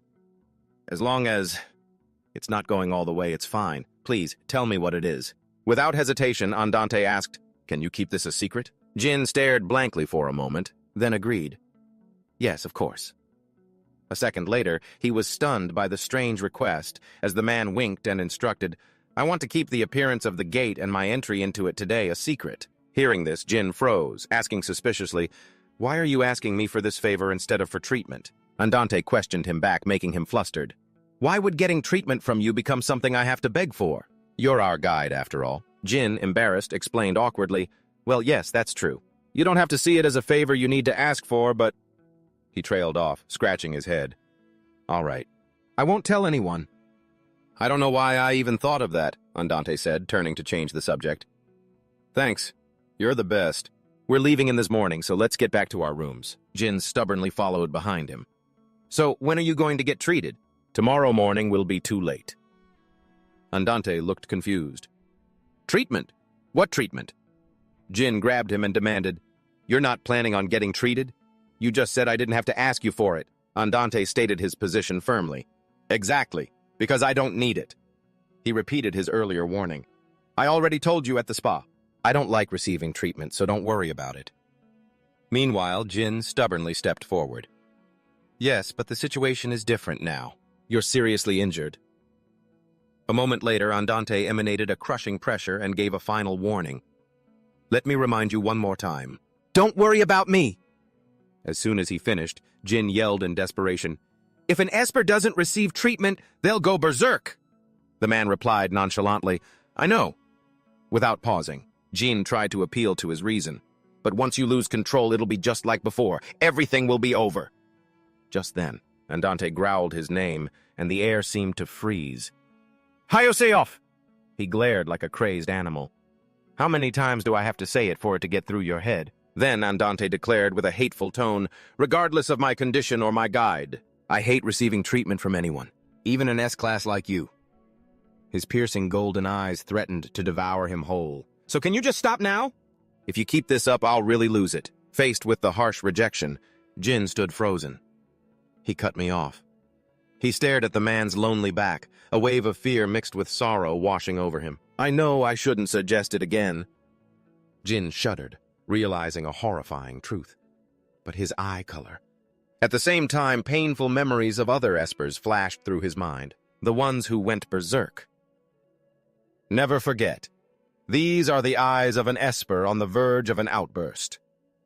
The man had mumbled in his delirium, I ended up like this because you abandoned me. Look, the haunting bright yellow of the man's eyes in front of him terrified Jin. His eyes are the exact same shade of gold as back then. In that instant, he made up his mind. I won't let anyone face that horrific death. Not again. Never. Jin took a deep breath and gathered all his courage to utter, I have a proposal. Andante turned to look at him suspiciously. A what? A moment later, Jin's face flushed as he stammered out the terms of his bold trade-off. So, I was asking if... As he spoke, he squeezed his eyes shut, casting his pride aside. Would it be okay if I agreed to let you top me? Seeing the man remain silent, Jin summoned all his strength to repeat the humiliating offer. If I agree to let you top me, would that be okay? That's right. Hearing this, Andante's face went blank.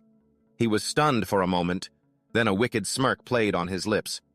I don't quite understand what you're trying to say. Jin sighed and brought up what happened at the resort. You said it yourself at the spa, that if I let you take the lead, you'd be willing to accept it. Meanwhile, he anxiously thought to himself, if he's avoiding treatment because he hates the feeling of someone else's energy flowing into his body, then in that case, Jin turned his head away and proposed a stimulating method of treatment. If you need a distraction during the treatment, like something to counteract the discomfort, he hesitated before continuing, then perhaps I could use my mouth. That's right.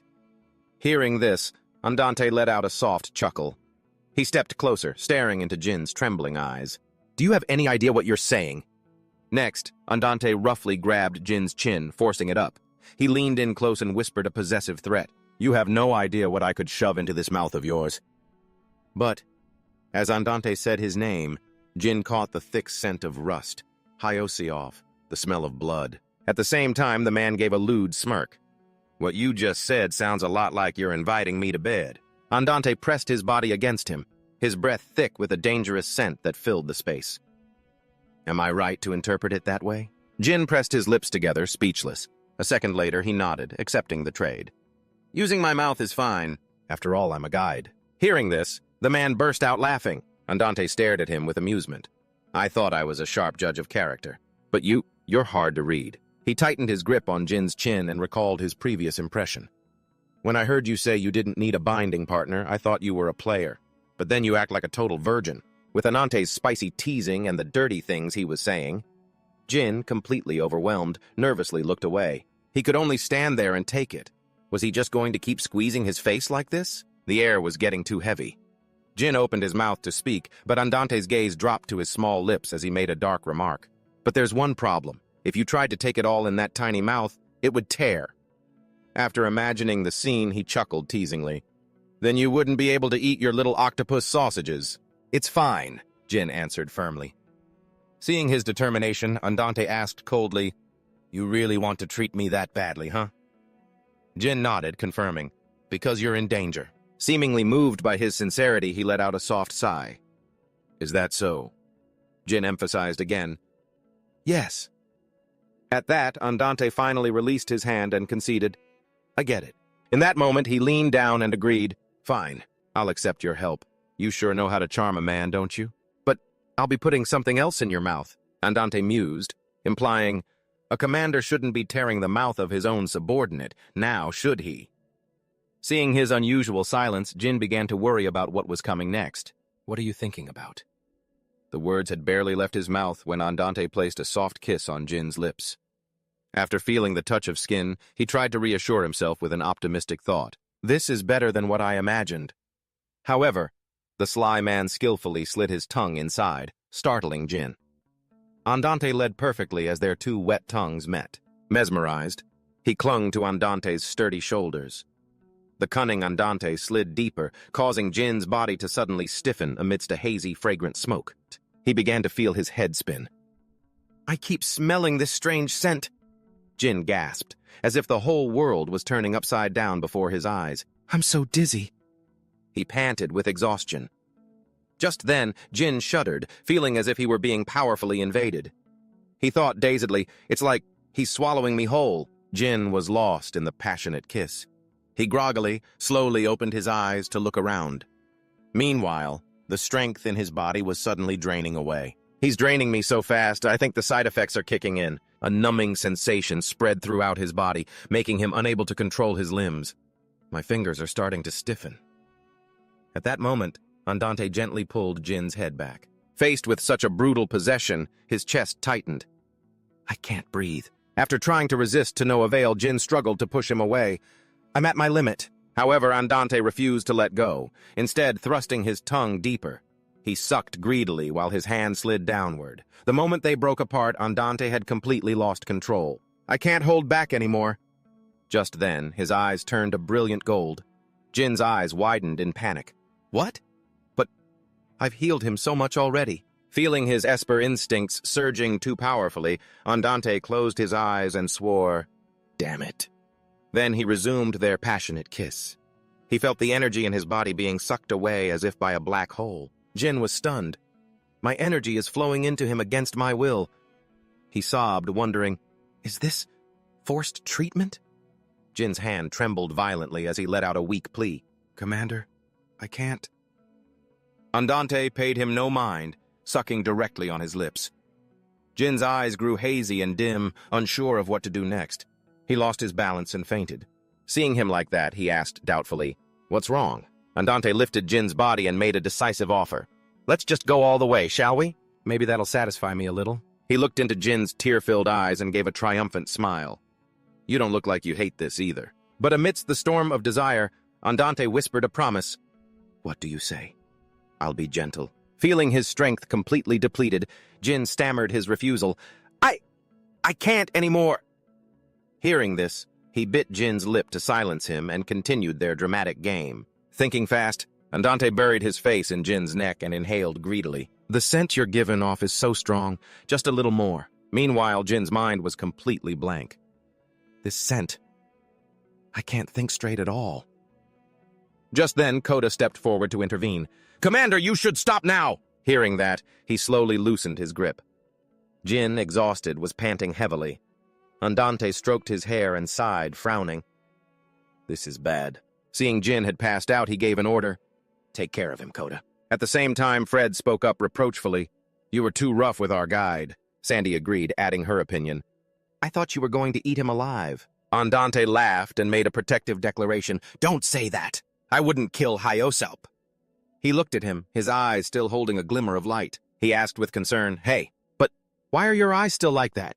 Are you okay?" "I'm fine," Andante replied coolly, steadying his breath. Flad hesitated before offering some advice. "For the safety of the whole team, if you're about to lose control, you have to tell us beforehand, okay?" He offered a reassuring smile. "Give us some time to run next time, okay? Don't worry. I'm just a little worked up because it's been a while since I've had treatment." Feeling the miraculous recovery, Andante looked around, unable to remember the last time his wounds had healed this quickly. Since when? He dazedly looked over at Jin, taking in his exhausted figure. A moment later, Jin groggily came to his senses and sullenly avoided his intense gaze. Then, Jin curiously asked, "Are you feeling better?" Andante answered honestly, "Not really." Then he described the feeling with a desperate comparison. "It feels like I just crossed a vast desert, only to be given a single sip of water. You get what I'm saying?" A second later, Andante remarked dazedly, "But it's okay. At least you didn't die since you're an S rank." Confused, Jin slowly lifted his head as dawn began to break on the horizon. Andante turned and gestured, "Let's head back to our rooms. The sun's rising." He blankly recalled the theory. Fundamentally, the guide takes the lead during the treatment process, so an Esper cannot force them to provide it. However, because a guide's power reacts to the Esper, The more deeply a guide interacts with an Esper, the easier it is for more of their energy to be forcibly drawn out without them knowing. However, high-rank guides have better control over their powers. This means that forced treatment can only occur when the Esper's rank is equal to or higher than the guide's. A moment later, Jin furrowed his brow, analyzing, how can an S-rank guide be forced into treatment by a C-rank Esper? It's impossible. As the thought ended, he ran a hand through his hair in frustration, asking himself again and again, what is he really? After waiting anxiously all week, Jin sighed in disappointment. That's what I want to ask him, but he hasn't shown up at all this week. His gaze fell upon the file on the desk. Jin was lost in thought for a long moment. Then, without hesitating, he looked around the empty office and thought to himself, no one usually comes in the morning anyway. Without hesitation, Jin stealthily opened the file. He carefully sifted through page after page, when suddenly he was startled by what he found. Found it. He quickly scanned the basic information: height, weight, blood type, C-rank Esper, personality, appearance. Nothing stood out. Then he anxiously double-checked. He wouldn't just leave classified information out in the open like this, would he? After that, Jin decided to drop it. I should just go get some lunch. Just then, the office door swung open. Startled, he dropped the files all over the floor. A leather shoe came into view as he saw a stranger standing in the doorway. Jin panicked, wondering to himself, oh crap, how am I going to explain this? He noted with a sense of shock, I've never seen those shoes before. Jin observed the man's luxurious suit, realizing it was completely different from their own guild's style. No one here dresses this sharp. The moment he saw Hae-Trang's face, he froze in shock. Instantly, a memory flooded back to Jin. I remember seeing him at the guild meeting. A second later, the man bowed elegantly. My apologies. I came to meet an acquaintance. I didn't think anyone else was here, so I didn't knock. Jin quickly waved his hands. Oh, it's no problem. Hearing this, Hae-Trang smiled warmly. Thank you for your understanding. He then held out a business card and introduced himself. I'm Shin Hae-Trang, a commander at the NSA. Ah, Jin said, bowing politely. My name is Jin Hyoseop. I'm a guide for Team 1. The man nodded with a smile. Yes, I remember you. At his words, Jin's eyes widened in surprise. You saw me that day? After giving him a once-over, Hae-Trang recalled his exact location at the event. You were standing next to your commander, weren't you? Yes, Jin thought anxiously. So he really did see me back then. I didn't think he'd actually remember me. Without pausing, he glanced around the empty room and asked, Pardon me, but where are the other members? He answered honestly, They usually come in during the afternoon. Hearing this, Hae-Trang asked pensively, Does that include the commander? Jin quickly reported, He hasn't come to the office at all this week, so I'm not sure when he'll arrive. At that, Hae-Trang checked his watch and decided to stay. I still have a little time. I'll wait for another 23 minutes. He politely gestured to a seat. Of course, please have a seat. I'll go make some tea. Looking at the files scattered on the floor, Jin hurriedly began to clean up. I should take care of this mess first. But just as he reached down to pick up a sheet of paper, all the documents suddenly floated into the air. It made him freeze. Hae-Trang asked politely, May I put these on the desk for you? Seeing this special ability, Jin stammered, Yes. So you're a psychokinetic type Esper. A second later, he nodded thankfully. Thank you. The man replied elegantly, It was nothing. Jin marveled to himself. Psychokinesis, that's quite rare. He felt an invisible pressure. But I don't feel the least bit lucky to have met him. Meanwhile, Jin respectfully set the fragrant tea down on the table. Here you are. Hae-Trang nodded. Thank you. After that, neither of them spoke, and the only sound was the ticking of a clock. As the man sipped his tea, his eyes scanned the room. Jin wondered to himself, he must work somewhere close by. To be willing to come over here in person? But I just can't imagine the two of them being friends. Comparing their statuses, Jin realized they were worlds apart. One is the commander of the lowest-ranking C-class guild, while the other is the leader of the strongest S-rank guild in Korea. They're from two completely different worlds, and that's not even getting into their appearances. Then Hyoseop suddenly changed the subject with a probing question. He looked straight into the boy's eyes. What's your rank? Hyoseop asked bluntly, What is your rank? Hearing this, Jin was bewildered, not understanding what was going on. Seeing his confusion, the man added gently, You don't have to answer if you don't want to. I'm just curious. Then Jin frantically wrestled with his thoughts. If I tell him the truth... After a moment, he hesitantly opened his mouth to answer, Right at that moment, the door suddenly burst open, startling Jin. Seeing Andante rush in, Jin called out in shock, "Commander?" Hyoscop let out a helpless, sarcastic remark. "Good morning. You really should have given me a heads up before stopping by." Hyoscop coldly shot back, "I did." Andante sighed and retorted, "Calling when you're already at the door doesn't count as advance notice." Hyoscop shrugged indifferently. "It does to me." Andante quickly leaned down, asking worriedly, "Never mind that. He must have scared you, didn't he?" "Hyoscop, did he give you a hard time?" Jin calmly replied, "No, I'm fine." Just then, Andante let out a sigh of relief, but didn't forget to bluntly and shamelessly shoo his guest away. "Thank goodness, you have no idea how worried I was. When he said he was in the office, when you see my guide here all by himself, you should know to just leave. What are you doing sitting around waiting for?" Meanwhile, Hyoscop remained seated, unbothered, and then stated his real purpose. "Whatever. I have something to discuss with you." Andante coldly ordered, "Then spit it out." Witnessing this exchange, Jin was bewildered. Is it okay for a C rank to treat an S rank like this? Hyoscop got straight to the point. "A week ago, an unusual gate appeared at the beach you visited." After hearing this, Andante feigned surprise. "Oh, really?" He continued, "I heard it vanished in just 30 minutes. You went inside, didn't you?" Without hesitation, Andante offered a perfectly logical argument to prove his innocence. "And why would I go in there? Who knows? Who knows what could be lurking inside a dungeon that appears out of nowhere? A lowly C rank like me couldn't handle that kind of risk."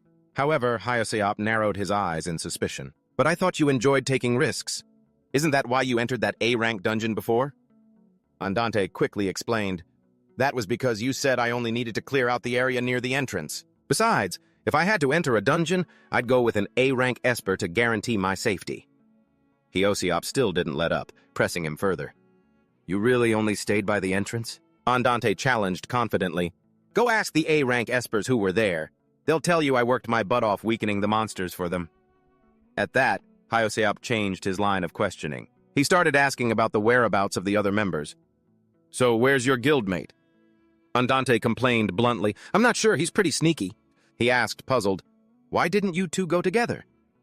Andante calmly explained, "Our guild prefers to work independently. It would be difficult to get us to team up to enter a dungeon." A second later, Hyoscop delivered his final blow. The core at the center of the dungeon was stolen. Andante raised an eyebrow, retorting to the baseless accusation, "Sounds like you're accusing me of a crime." Hyoscop didn't try to hide it and immediately confirmed, "I am." Andante burst out laughing mockingly. "The way you're talking, do you think I'm an S rank or something? If you don't believe me, go ask the other Espers who were with me." Hyoscop remained firm in his theory. "You could have ordered your guild member to take it." Andante frowned and shot back, "How could he? He's just a C rank too. This isn't funny." As he finished speaking, he put on an offended expression and provoked him, "What is this? Do you actually think we're S rank Espers? Do you need me to show you our guild's rank information?" Hearing that, he was speechless. Hyoscop stood up and dismissed it with frustration. "Forget it." Seeing his opponent was cornered, Andante smirked victoriously. "So you believe me now? Forget it." Standing up without hesitation, Hyoscop stated firmly, "No, I'm leaving, because I know I won't get anything more out of this conversation." Hyoscop left a cryptic warning. "But let me make one thing clear. Andante, the longer the tail, the more likely it is to be stepped on." Andante replied with a bright smile, "But I don't even have a tail."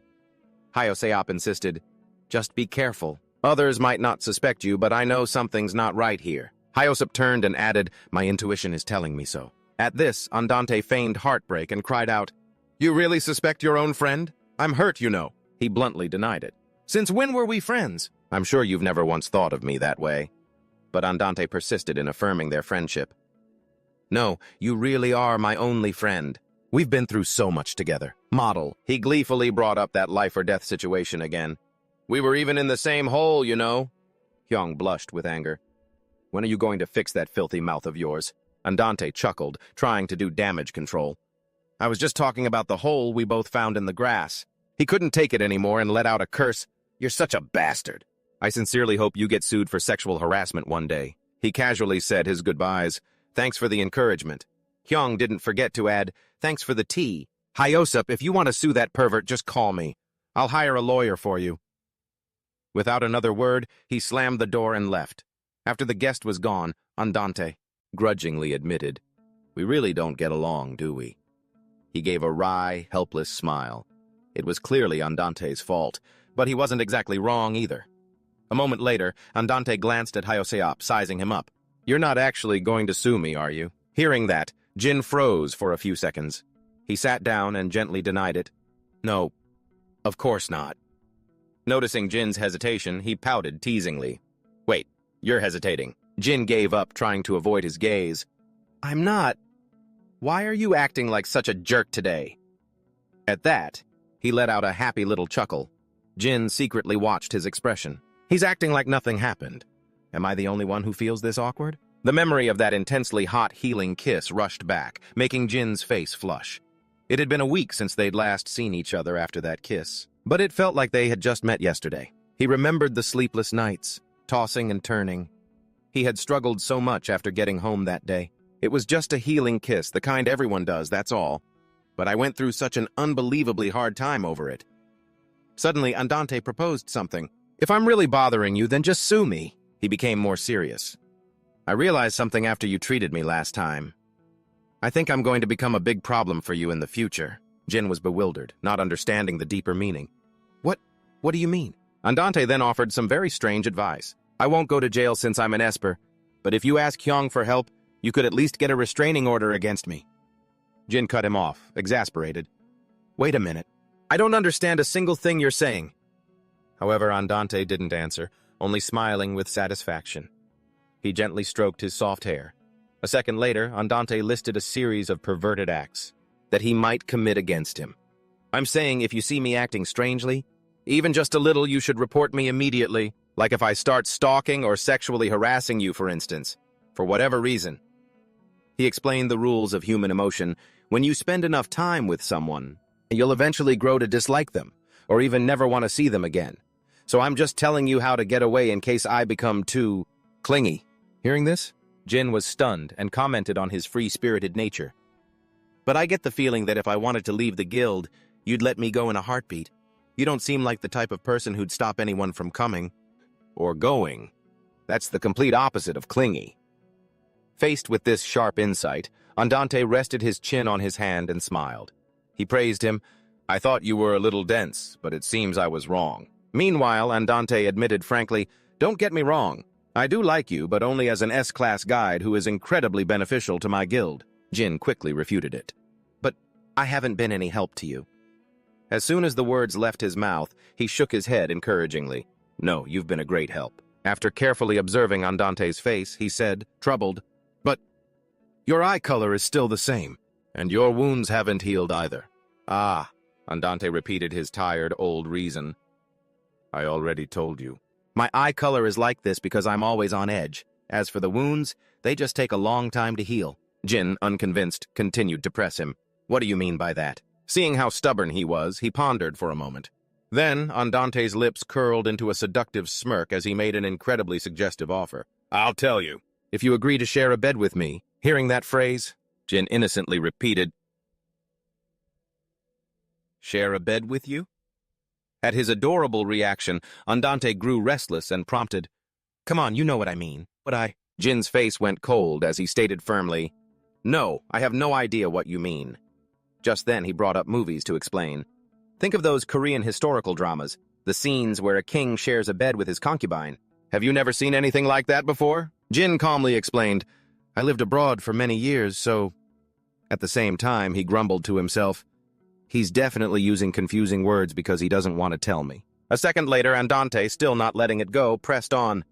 "You've really never seen a Korean drama?" Jin pressed his lips together in silence.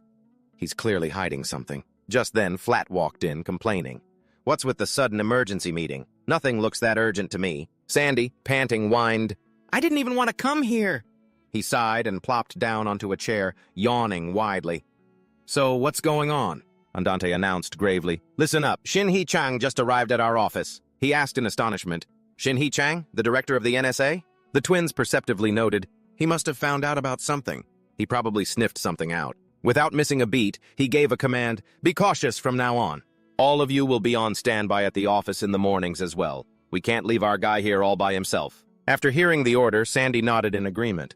That's right. This morning only Hyo-seop-young was here. He eagerly asked about the private meeting. So it was just him, Shin Hee-chang, and Flat? Shokni asked cheerfully, What happened this morning? Tell us. Without hesitation, Andante angrily recounted the crime of that bastard. He growled, recalling, he drank Hyo-seop's tea. The group was stunned into silence, then asked, And? Andante replied flatly, That's it. Next, he put on a jealous pout. I'm the director, and I haven't even gotten to drink the tea that he makes. How could that bastard beat me to it? Faced with her commander's childish and petty nature, Coda sighed in exasperation. There he goes again. Seeing Andante ramble on, Jin face-palmed. At that moment, he smiled and offered, Would you like me to make you a cup of tea now? His attitude immediately changed, his eyes lighting up with joy. Really? I'd love that, Lydon asked, annoyed. Sometimes I really just want to kill the director. Flash clicked his tongue in agreement. I get it. Just then, the twins asked in unison, By the way, Flat and Sandy, have you checked your bank accounts? Hearing this, he blankly opened his phone. Seeing the enormous number that had just been transferred to his account, Sandy jumped and screamed, What the hell is this? 198,654,321 won? 100 million won? That's right, from our last bet. A second later, Flash couldn't contain his excitement either. So we got the money? I didn't think those bastards were that rich. Andante asked suspiciously, You guys made a bet? Sandy explained the terms. Yes, we bet on how long it would take you to get out of the dungeon gate. Those chumps bet $1 billion each, and that you wouldn't make it out alive. Just then, Andante expressed his regret. You guys should have let me in on the fun. I could have pocketed $2 billion by now. Feeling that the world of these espers was truly insane and bizarre, Jin thought with a sense of weariness, I thought they were joking about betting billions. Don't they find any of this ridiculous? A moment later, he spoke up, demanding his share. As the key factor in this bet, don't I deserve at least half? Thanks, by the way. If I hadn't worked my ass off, you guys wouldn't have gotten that money. As soon as he finished, the twins were stunned, then started yelling at him, Are you crazy? Are you insane? They emphasized in unison, That was our hard-earned money. Andante nonchalantly dismissed them. What risk? You guys knew I'd come back. At that moment, Sandy turned and gestured, Hyung, come sit over here. Ignoring the twins' sorrow, he happily said, Let's split it. Hand it over. They stared at him resolutely. Andante glared back, warning them. They saw they couldn't argue. The twins sobbed and wailed, He's really a devil boss. He is. A cruel boss, Fred asked, confused. Why are you two so obsessed with money? Lydia and Dorian began a philosophical lecture on the eternal power of money through the ages. Because there's never enough money. Even if the world changes, the power of money will always endure. That's right. There's nothing better than money. Over time, power and influence become meaningless. At this point, Andante turned to them and asked about their next plans. So are you two going? They asked in unison. Go where? Just then, he revealed an interesting discovery from the dungeon. I found something pretty interesting in the dungeon, so I told Shinsi to scout it out, but I think he needs some help. They immediately asked, How much is our fee? He answered calmly, causing both of them to fall over. Nothing. They screamed in protest, Director, are you a scammer? Is this daylight robbery? Next, Andante made them a promise. In return, I won't interfere with anything you guys do in there. Hearing this, the twins' eyes lit up as they quickly sealed the deal. For real? Don't go back on your word, okay? Andante smiled and confirmed, Of course, it's true. Witnessing this negotiation, Jin was silently impressed. I thought money was their only motivation, but I guess that offer is even more valuable, huh? He didn't forget to urge them, All right then. I think you two should get going right now, though. Get your treatment before you head out, okay? They agreed. Sounds good. Then Dorian held out his hand and ordered, Give us the treatment. He nodded, ready. All right, who's first? They replied in unison, Both of us, at the same time. Jin's jaw dropped. At the same time? The two brothers nodded. Yep. As he transferred the energy, Jin couldn't help but wonder. Isn't this normally done with just one esper at a time? After the treatment session was over, he quickly announced, All done. Seeing the commander staring intently at him, Jin grew flustered. Why? Why are you looking at me like that? Andante looked away and replied, I'm just curious. Next, he asked the twins suspiciously, How did it feel getting treated by him? They reported enthusiastically, Treatment is treatment. I feel energized and relaxed.